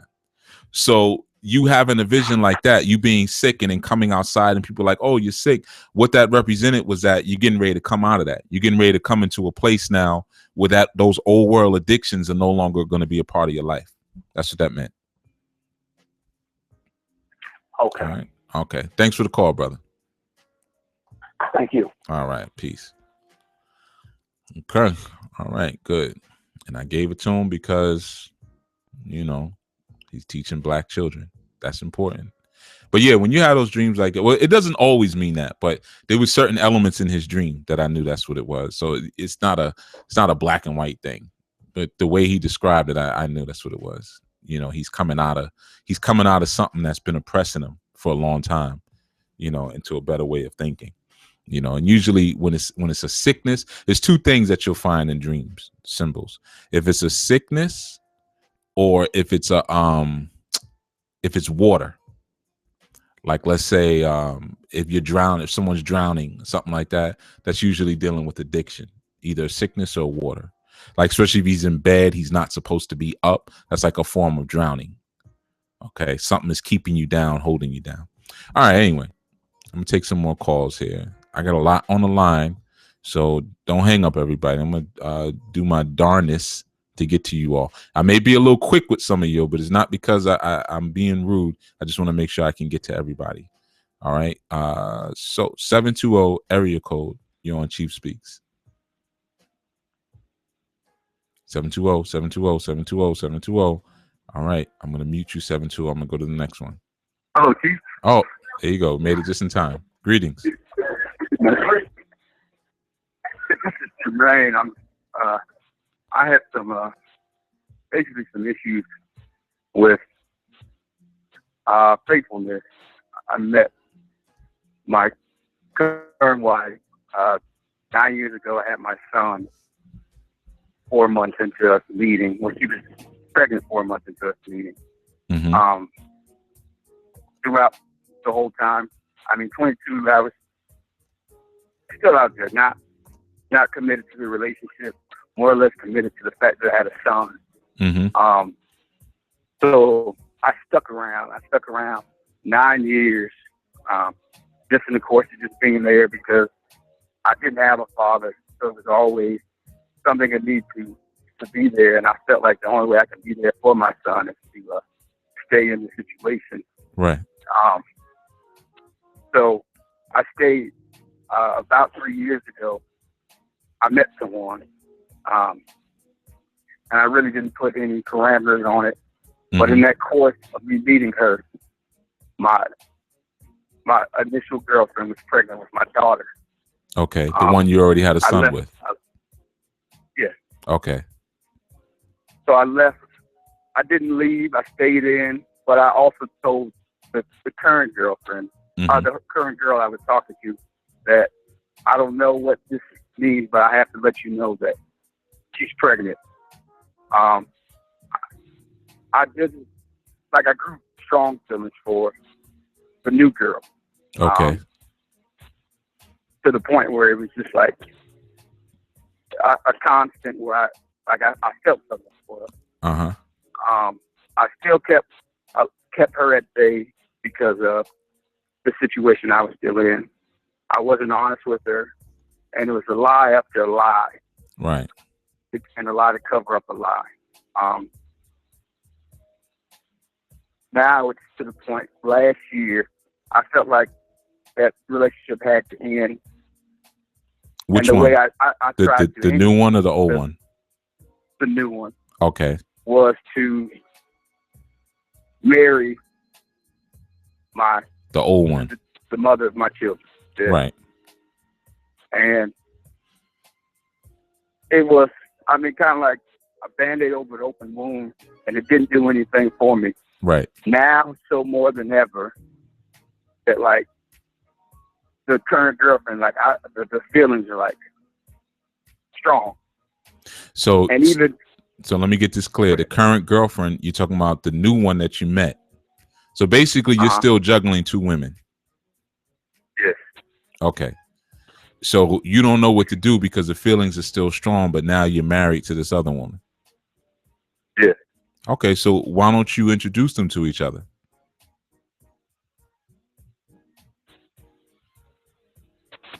and fear of losing everything. Fear. Because That's your problem right there. Yeah, but fear is what got you into the situation, didn't it? You were afraid that your woman wasn't strong enough to hear the truth, that you could be in love with her and someone else at the same time, and that you could take care of two women at the same time. So now, because of that fear, you created a series of lies, and now you've created this web where even if this new woman, if she leaves your life completely, you're going to end up finding another one, because there's a gap there that you don't want to be honest with your lady about. You don't want to be honest and tell her that, listen, I'm not a one-woman man.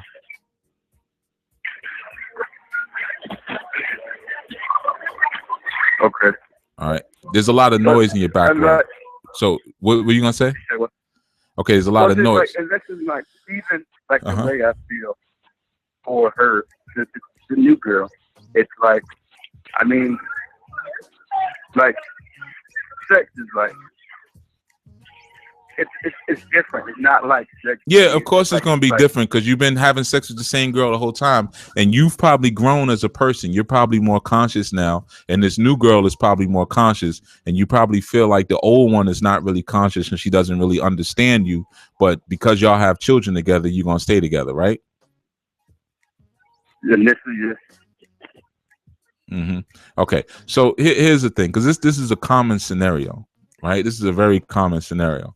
So meanwhile, you're robbing your first wife. That's the language I'm going to use. You're robbing your first wife because she's not getting the fullness of who and what you are, because your mind is thinking about this second woman.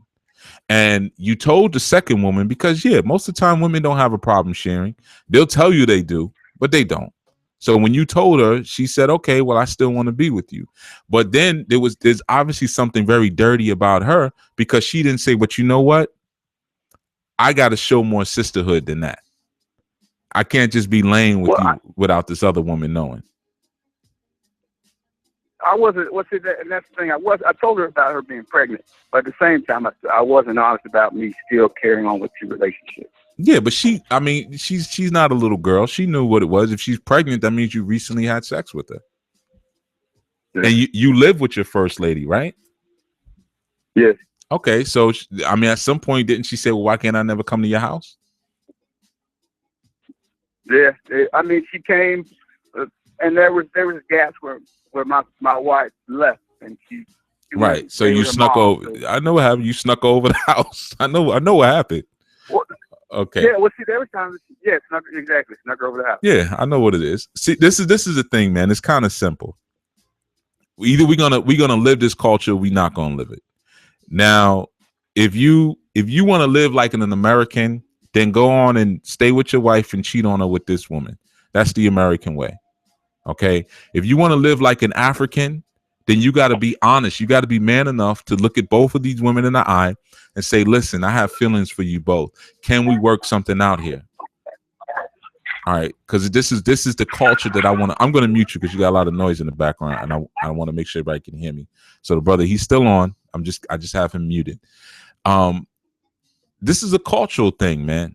You know what I mean? This is a cultural thing. Now, as far as feelings, the hell with your feelings. Excuse my language. The heck with your feelings. You're a man. You're not a woman. We don't engage in relationships because of how we feel about somebody. You know, your feelings will get you in trouble because you know what you're really feeling? An erection. That's what you're feeling. I got strong feelings for it. Yeah, it's called a very strong erection. That's it. What does your logical mind tell you? Does your logical mind tell you that you can sit down with these two women and you guys can build something bigger and better than what you already have? Does your logical mind forget all that? Well, she's not going to go for that. Don't worry about that. She wants honesty. All women want honesty, man. And when you lie to them, it's very hard to get them back after that. You got to be credible. I did a show on credibility. I suggest you listen to it. Credible. You got to be credible. You let her know, listen, no, I'm not monogamous. Or, yeah, maybe I have had a relationship with this woman. You're going to have to come clean at some point. And at least if you do it, even if she's like, well, no, I'm not going for that. I don't like that. It's better to get it like that than to crush this woman. Because if she finds out another way, which she probably already suspects, or he's still on mute, but she probably has already caught him before. She's found out. You're going to have this woman who you love, who's bore children for you, now picking herself apart. She's going to be standing in the mirror saying, oh, she's going to be looking at the stretch marks on her stomach. Oh, because of my stretch marks, he doesn't want me anymore. Oh, because my breasts have deflated from having these children, he doesn't want me anymore. I'm getting old. I got wrinkles. She's going to be totally picking herself apart and destroying herself, all because you didn't want to be honest with her. You don't do that to people you care about. And you be honest, man. Now you're afraid of losing. You're afraid of what you're gonna lose. But meanwhile, you're robbing something from both of these women. So you're gonna have to sacrifice yourself for a second here and be more considerate of them. Because if this thing goes ugly, your children are also gonna lose their father. She'll say, F this, I'm out of here. Don't ever talk to me again. And you ain't never seeing these kids again. All kind of craziness will go down. Either live the culture or don't, man. And our culture, we don't lie to our women like that, man. There's no reason to. There's no reason at all. You just tell them. Just like you told the first woman, you halfway to well, she's pregnant. No, tell her I'm still in a relationship with her. And if she says, well, I'm not into that, okay, and keep it moving. There's a lot of women out here. And trust me, you'll feel that feeling again. You will. But if it's really meant to be and all of that, and it's so strong and all that, you're currently a unit. You're a family unit. And if it doesn't work for the family, it shouldn't work for you. Unless you're saying this woman could be my concubine. But see, there's a whole cultural paradigm that comes along with that. If you're going to have a concubine, it's not just a woman on the side you have sex with. There's other protocols that come along with it. But if you're going to do this, man, if it's just some halfway, I'm just cheating, what's the best way to cheat? Grown men, we don't cheat, man. You're going to shrink your testicles like that. Because what does a strong man do? He always sits at the world and he speaks from a position of power. He doesn't negotiate from weakness. From a position of power, you're going to always tell the truth. This is what I'm doing because I'm empowered. And that helps to maintain your testosterone production. When you start lying and sneaking around, you sneaking behind your woman's back, you start to lose testosterone. That means your genital shrinks, your testicles shrink, you lose drive, your immune system suffers, your mood changes because you're not producing the right amount of testosterone. Why? Because you were afraid. Forget your fear, man. Integrity has to come before that. You made a promise to this woman. And that promise is to be honest.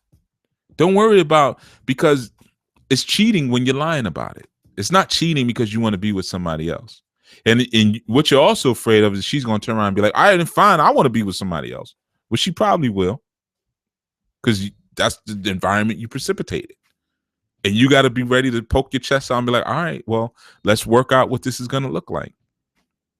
Or be man enough to say, no, I don't like that. No, you can't do that. Whatever it is that your culture is. But you need a culture, brother. You don't have a cultural reference. That's the problem.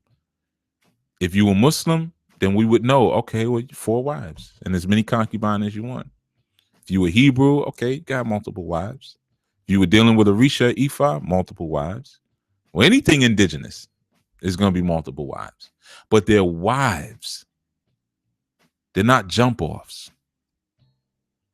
This is going to come crashing down on your head. Trust me. You're going to have to sit and have that honest conversation with these women, man. You're going to have to come clean. And I bet there were other women. You're going to have to come clean. And this woman who's born these children for you, even though you may not connect because she's not all that conscious and everything, whatever deficiency you're seeing is because of the lack of work that you've put into her. And this new one, of course, yeah, the sex feels this and that. You know why? Because it's forbidden. It's wrong. That's why it feels so good. She doesn't have any children by you, so it's like you can revert back to being like a high school kid with her. He's sneaking around, having sex in the back of the car and all that fun stuff in bathrooms and stuff like that. because the responsibility and obligation that's connected to the domestic position that you're in with the first one is not there with this one. So it's just fun. Well, tell you what, you could have that same type of fun with the one that you with now. You know what you do? You take you bring the second woman into your family, introduce everybody, and then on certain nights you get the second woman to babysit for the first woman. Now you and your wife can go out and act like teenagers again and have sex on rooftops and in alleyways, all that fun stuff that we used to do when we were children. Go do drugs, whatever. Polygyny, not illegamy. You doing some illegal stuff. This is illegamy. All right, I'm gonna go to the next caller. And I know that probably wasn't the full answer the brother wanted, man, but man up, man. Whatever you lose is what you lose. Stop thinking with your penis, or you're gonna lose your penis. Make you lose everything. How many great men were taken down by a bad divorce? Poor mate selection. Could have done great things in life, but they spend the rest of their life paying child support and alimony. Don't go with your feelings like that, man. Feelings are elusive. Think, you know. And there's a lot of women there's women out here that want men, and they want children. They'll share. All right, I'm gonna go to 225 area code on high frequency. You're on Chief Speaks. Good morning. Good morning. Yes, I for you to give me some enlightenment. You want some enlightenment? What'd you say? You said you want some enlightenment? Yes, about a dream. Interpret a dream for me. What you gonna do with the information when I finish interpreting it?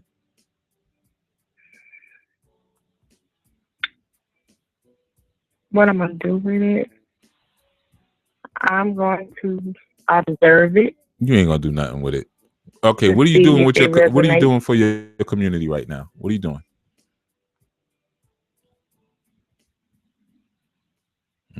I'm not active in the community right now. Why not? You hate your community? Where you live? Because I don't recognize this area code. What is this at? Oh, this is Louisiana area code. Oh, Louisiana. Okay. Louisiana is nice. I like it down there. So why are you not doing anything down there? Well, I'm really looking to relocate. To where? To the Texas area. Didn't you call Dallas. Before and I gave you some stuff to do and you got real quiet after Sister Kim talked and I talked? Didn't you call before? Yes, I have. I've been on this call several times. Did you do the stuff I told you to do from last time? I did. You sure? I did. I really thought about what you were saying, and it did make sense. The questions I was asking you about, some of the things that I was doing, and you was telling me that I had to. It was more of a hobby, and I wasn't involving my family into it and everything. You have a daughter, right? No, I have 3 sons. It's a sons, right? Okay. You have nieces? You have any young girls that you've been helping out and teaching? Well, yes, I have. Who, your nieces? Yes. Okay. How old are you now? I'm 39. Why are you whispering? Nobody knows who you are. How old again? I'm 39. 39. You married, right? Yes. Okay, so don't worry. You can say your age. Don't worry. Nobody in there gonna try to jump on you. So you're 39. You got 3 sons, and you got some nieces that you've been working with. But you old enough now to start a young women's group, right? Yes. So why you ain't did that? Well, I've really been doing a lot of self-work because of my transition from coming out of the traditional mindset and religious mindset and stuff like that. How long you been doing that self-work? I've really been. How long you been doing that? Well, I've been out of the church for like about 4 or 5 years. So you've been doing self-work for about 5 years. Okay, so it's time to help somebody else, don't you think? Well, I do, but it's more or less on a it's casual, like when they come by the house, you give them a little advice. As I interact with people and stuff like that. Yeah, but see, the church, they met every Sunday, right? And Wednesdays for Bible studies, and Tuesdays for choir rehearsal, and Fridays for youth service, and sometimes twice on Sundays with fried chicken in between. You see how consistent they were? Yeah, and my thing is, I don't know if it's just here, but I was doing it, but the people that were being drawn to it, they wanted to stay in that type of mindset. So the challenge has been meeting people that so you gotta be that person in the metaphysical. We don't want nobody to resonate where you are now. We want somebody who resonate beyond you, so that way they can help you out. So that means you got to get some of these young people, snatch them up, and you got to create something for them that makes some sense. Right? Mm-hmm. That makes sense. Okay, we ain't doing your dream interpretation today. There's no point in doing it. You ain't doing it. You ain't using it for nothing. And you down there in Louisiana with all that spirituality, you got nice weather. Well, you know, your weather's a little weird, but it's pretty much nice most of the time. I like Louisiana a lot. I mean, I wouldn't live down there, but I like it a lot. And you over here, wouldn't live here? I can't understand nothing y'all say half the time. I'm struggling right now. And you know, you talking. Really? Yeah, y'all don't make sense when you talk. I can't understand. You talk funny. Down there, what I really don't really want to do is I want to do something down there. Really don't. I can't understand it, and I don't want to be sitting there walking around. Everybody don't talk like that. You talk like that. You know that's how you sound right now, right? What I really wanted is a dream interpretation. Really don't, because I'm 39. I'm struggling. I really am. Yeah, so I don't want to go down there and stick out like a sore thumb and everybody know I can't understand them. Then they be saying stuff behind my back and stuff. So I ain't coming down there. Because we'll do that. I know you will. You know, and then I had to put hexes. I had to put hexes on everybody. I don't want to get into all that. Plus, you know what? I like Louisiana a lot, but I can feel the slave presence down there so strong that it bothers me. You know, like I can feel it is. Yeah, that spirit is so strong there that it's a little tough for me to sit there and, like, you know, just to be comfortable there. I like it. It is. It's very overwhelming. Yeah, that's one of the reasons why you want to move to Texas. Yes, it's very, very overwhelming. Okay. Well, we'll see how that go. You know, but I ain't giving you no dream interpretation till you do something. You gotta give back. And I already gave you stuff to do. Really dope. Okay. All right, Wody. Thanks for calling. All right. Take care. All right. I know she's probably not happy with me. Anyway, we're going into archives in about 2.5 minutes. So if you're on the phone line, don't hang up. If you listen to YouTube, you're fine. But if you're on Blog Talk listening from you know, the link is gonna go in the archive soon, but you could always just switch over to YouTube too and listen from there, and it just keep going and going and going. All right, I'm gonna go to some more of these calls, and I know some of you had your hands up for a while. The reason I'm leaving you, I'm gonna come to you, but because I'm going to the people who don't call so often, I'm gonna try to get them in first. And it's not that I won't interpret your dream today, but I'm on some other stuff. I'm acting brand new today. All right. So, you know, you don't always need the dream interpretations if you're not going to do anything with them, you know. And if you've been in this for 5 years plus, I'm not saying you're a priest or a guru, but you know more than someone who's been in it for 5 days. And like I said before, in order to receive something, you have to plant the seed of that same thing. Okay. You got to plant the seed of that. You know, I'm always even wary of people who say that they're priests and priestesses, and then I'll say, okay, well, who are you currently? Do you have any apprentices or people you working with? No, That's 90 seconds. 90 seconds. That's suspect. That's really suspect. Like, you're a priest or you're a priestess, but you're a secret priest or priestess. Like, no one has been drawn to you. I mean, if I have the door open, I'm in my shrine, you know how many like I was in there the other day and like all these wasp and bees came in there. Wasp and bees. Because I was doing some heavy stuff.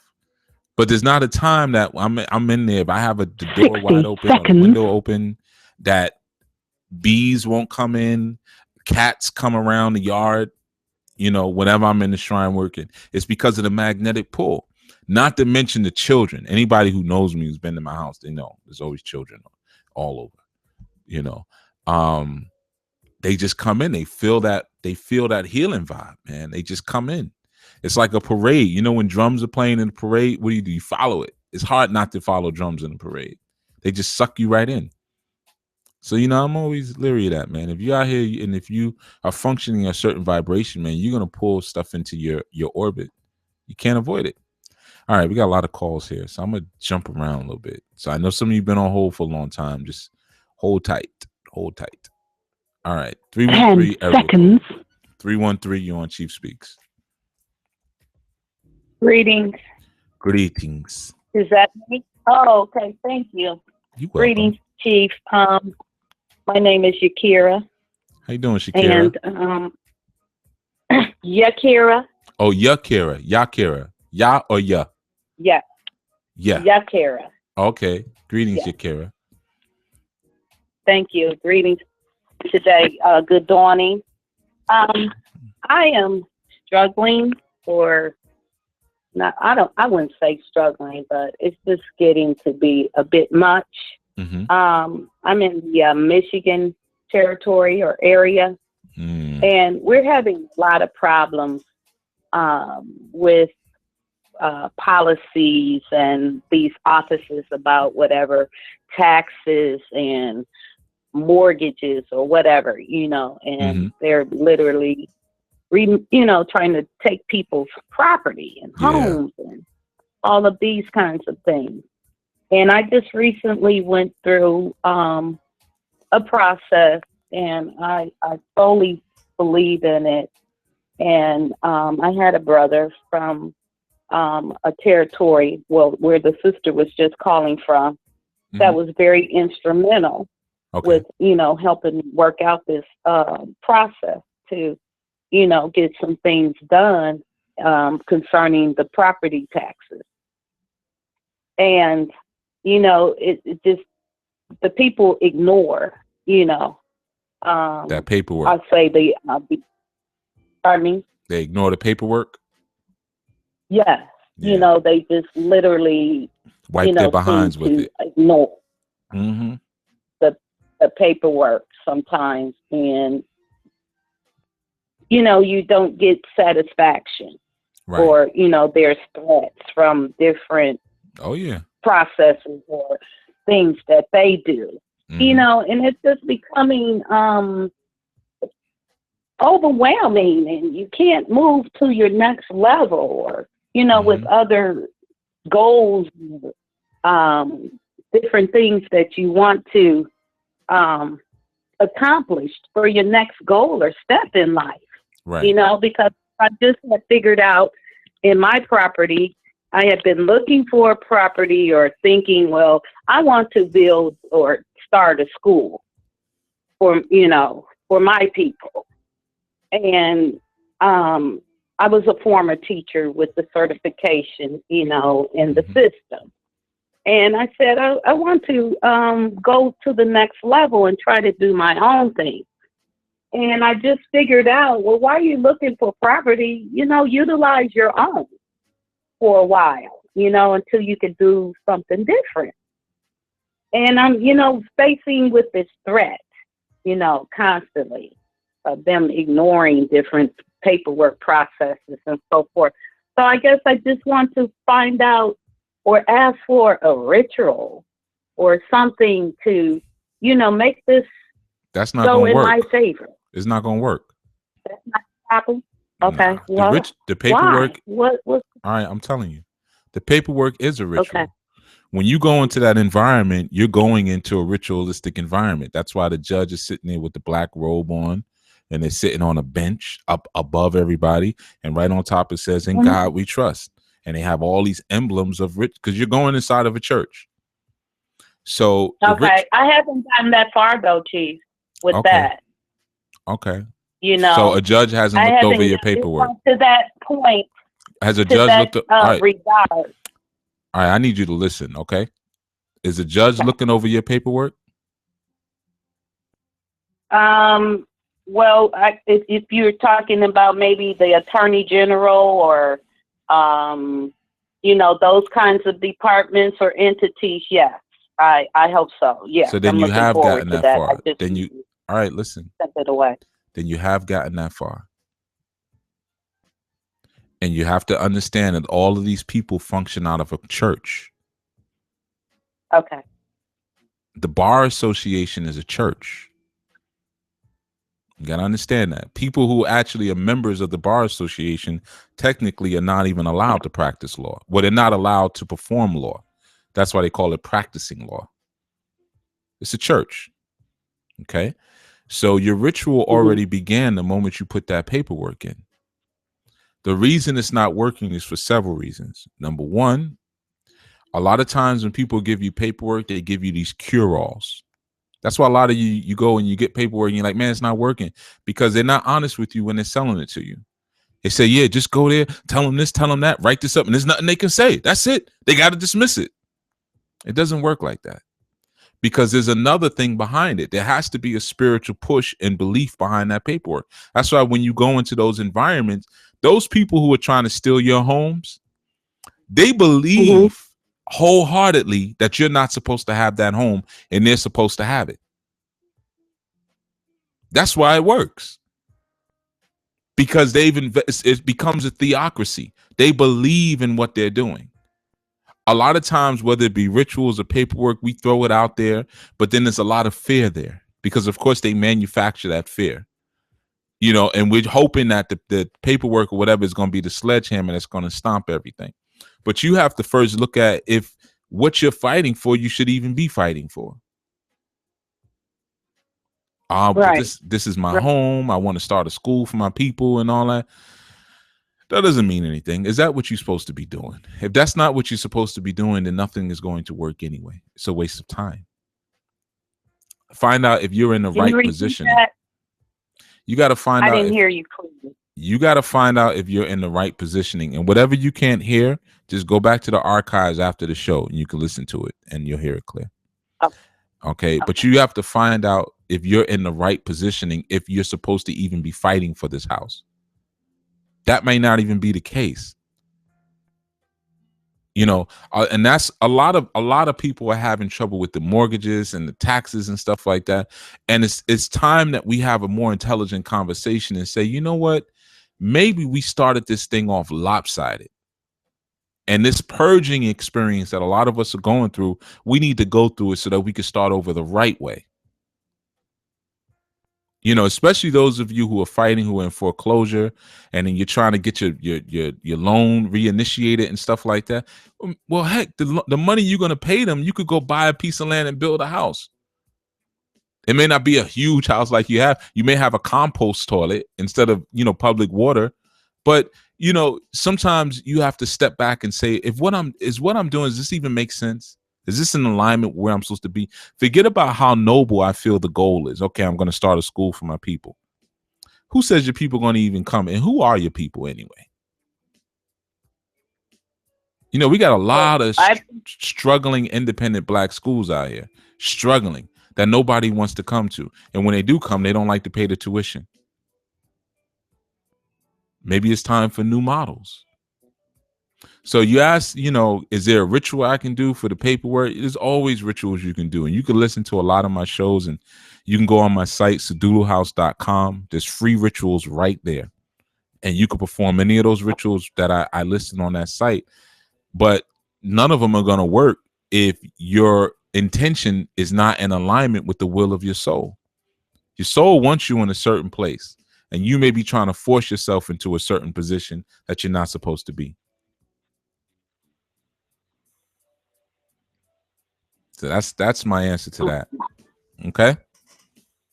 Okay. Well, I'll listen again for the other parts that you know that I didn't hear clearly. So my last question then, I started out on the site of high frequency slide today, and I thought you weren't going to be on. So you're on both, because today I used my telephone. Yeah, we're on both every Sunday.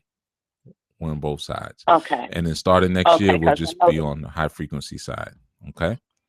Okay. All right. I know there was a lot of changes to the programming, and I'm like, oh, Chief is gone? Okay. Thank you for being there. No problem. I'm always here. Okay. All right. All right. Take care. All right. Sis. Peace and love. Peace. Yeah. I mean, you guys, I know it hurts when you bring in this paperwork and you going into these spots and they're like just ignoring it. It's such a common story. And I'm telling you, man, you got to like come out of that place. And I'm not saying all of you are, but I'm going to say this to you. There's a lot of swindlers. When it comes to this legal paperwork thing, there's a lot of swindlers. A lot of these people don't know what they're talking about. They'll say, yeah, go in there and do this, do that, do that. Or you tell the judge, you demand, da, da, da, da, da. And then you go to court, and what happens? The judge tells you, shut up. Open your mouth again one more time. I'm going to get the court officer to lock you up for 14 days. They ain't tell you about that part. Or when they force an attorney on you, and they say, don't talk to me, talk to your attorney.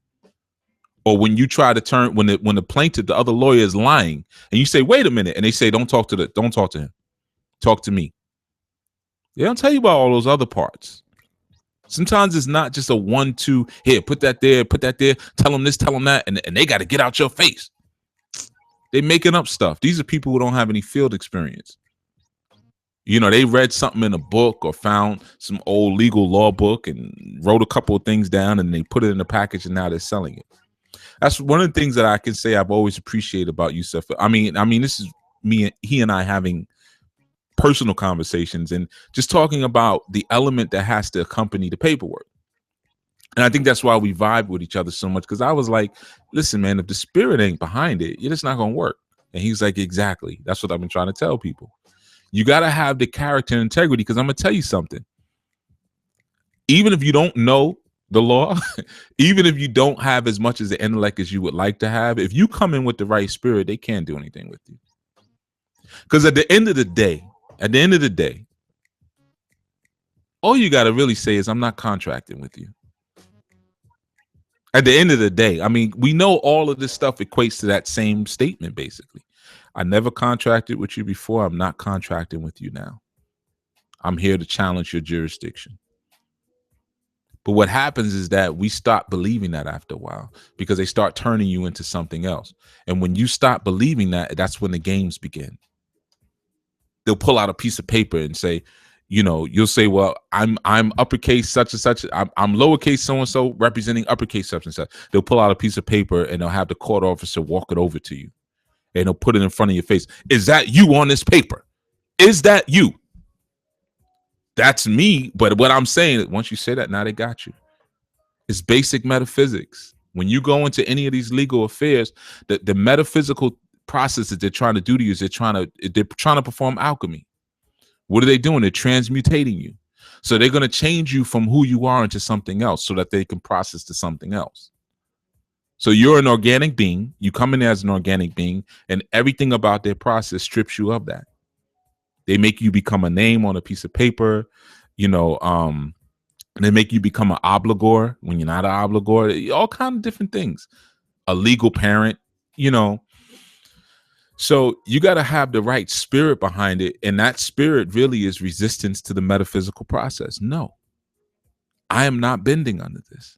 No, I'm not letting your fire. I'm not letting your emblems mesmerize me.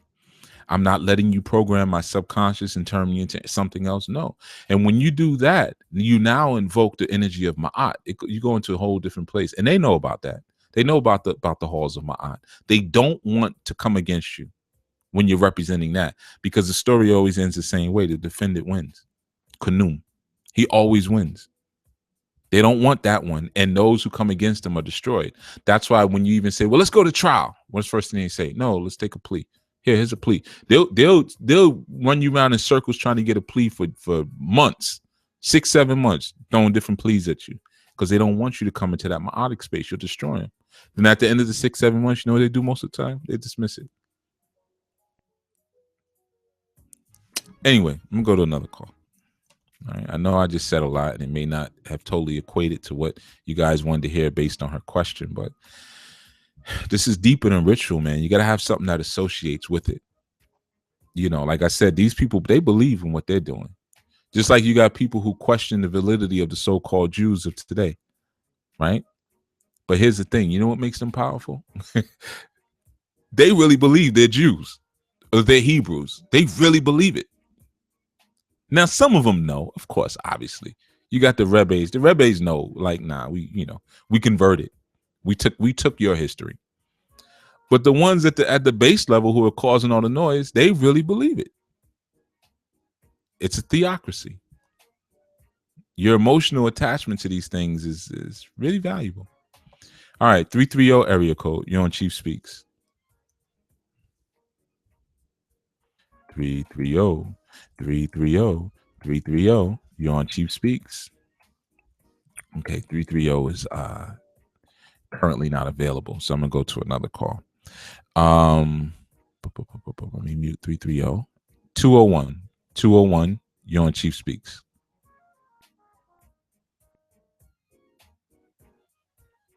Uh-oh. Nothing on 201. I wonder if we're having a problem here, blog talk problem. All right, I'm gonna try one more. Mute 201.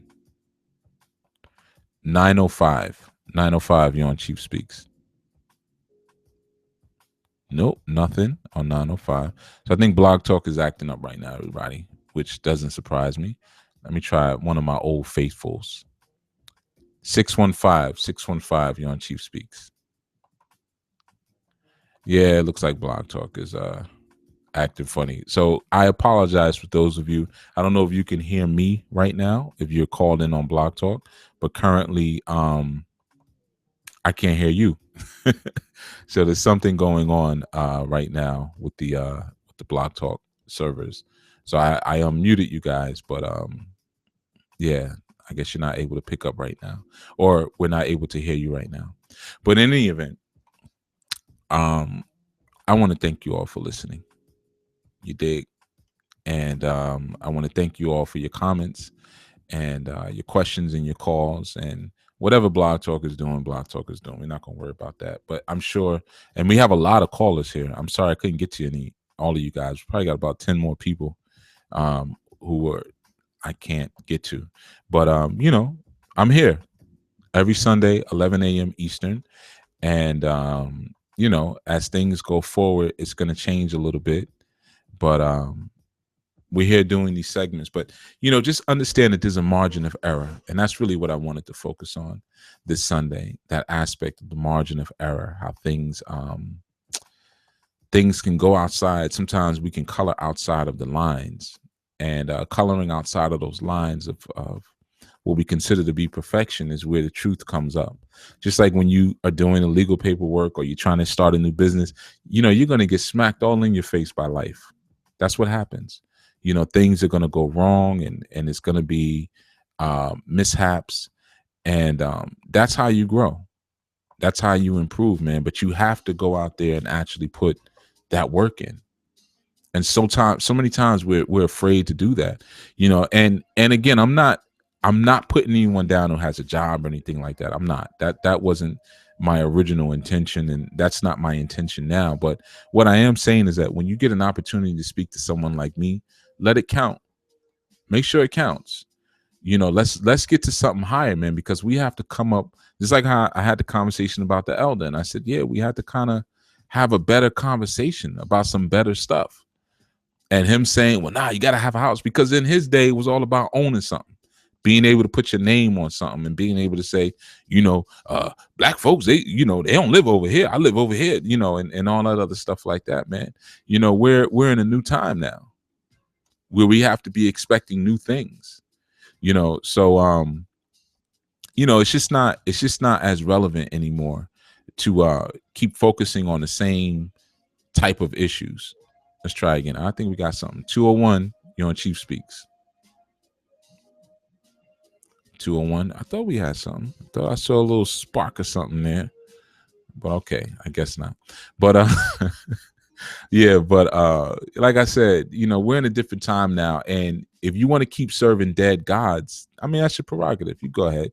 But as long as you're feeding even your ancestors, man, as long as you're feeding them old dead information, then those same ancestral energies are not going to be given the opportunity and the space to ascend to anything better.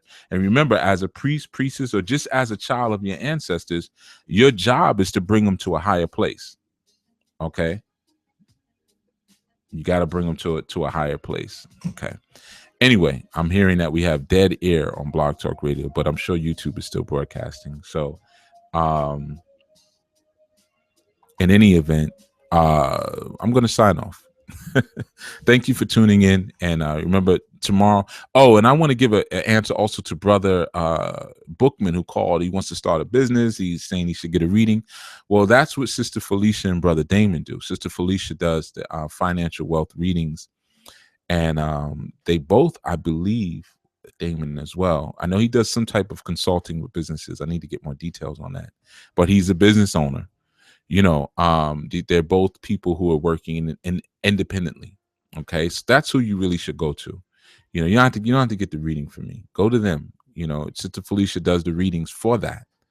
Okay, so she can tell you how to start off and what to look out for and what to do. All right. But I'd rather have that conversation, especially with men. Come on, men. We got to do better. We got to do better. We have to, if we're going to be conscious and we're going to have this kind of information, it's got to mean more than just a better position on a job. We got to have as many children as we want to have. And if you're in a situation, again, like with the brother, with the woman, your consciousness and your culture has to equate to more than sneaking around. That's ridiculous. You don't need to do that. And I understand. I'm not condemning him, because I know what happened. He got caught up before he knew it. It was a real live relationship going on, and one lie led to another, led to another. Now he's in a bad spot. That's why you shouldn't even start that. Don't even play that game from the beginning.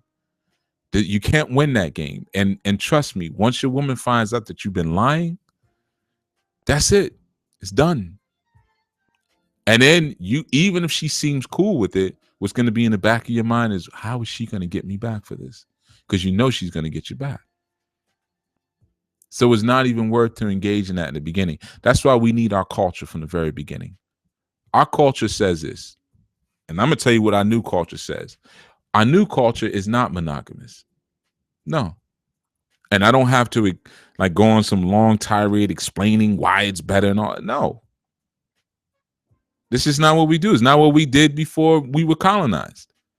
It's not how we built kingdoms and empires. So I don't have to, really. And if I see that monogamy is not working even here in the States, all this divorce, baby mothers, this and that, all this craziness as a result of infidelity and lying and trying to force yourself to be something that you're not, then the burden of proof of what's better lies on you, not me. You need to prove to me why monogamy is better, because we're seeing proof that it's not.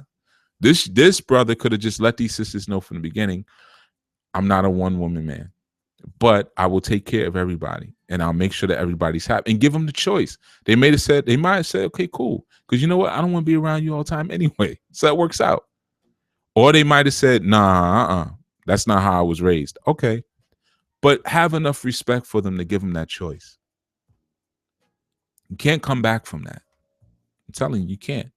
And you got children in the mix. So this is all sorts of messed up. All right, but anyway, we're gonna sign off. All right, and you have been listening to Chief Speaks on High Frequency Radio and Enlightenment and Transformation. Make sure you tune in tomorrow, Monday, for Masterminds Mondays with Felicia Terrell-ANU as well as Damon Rawls.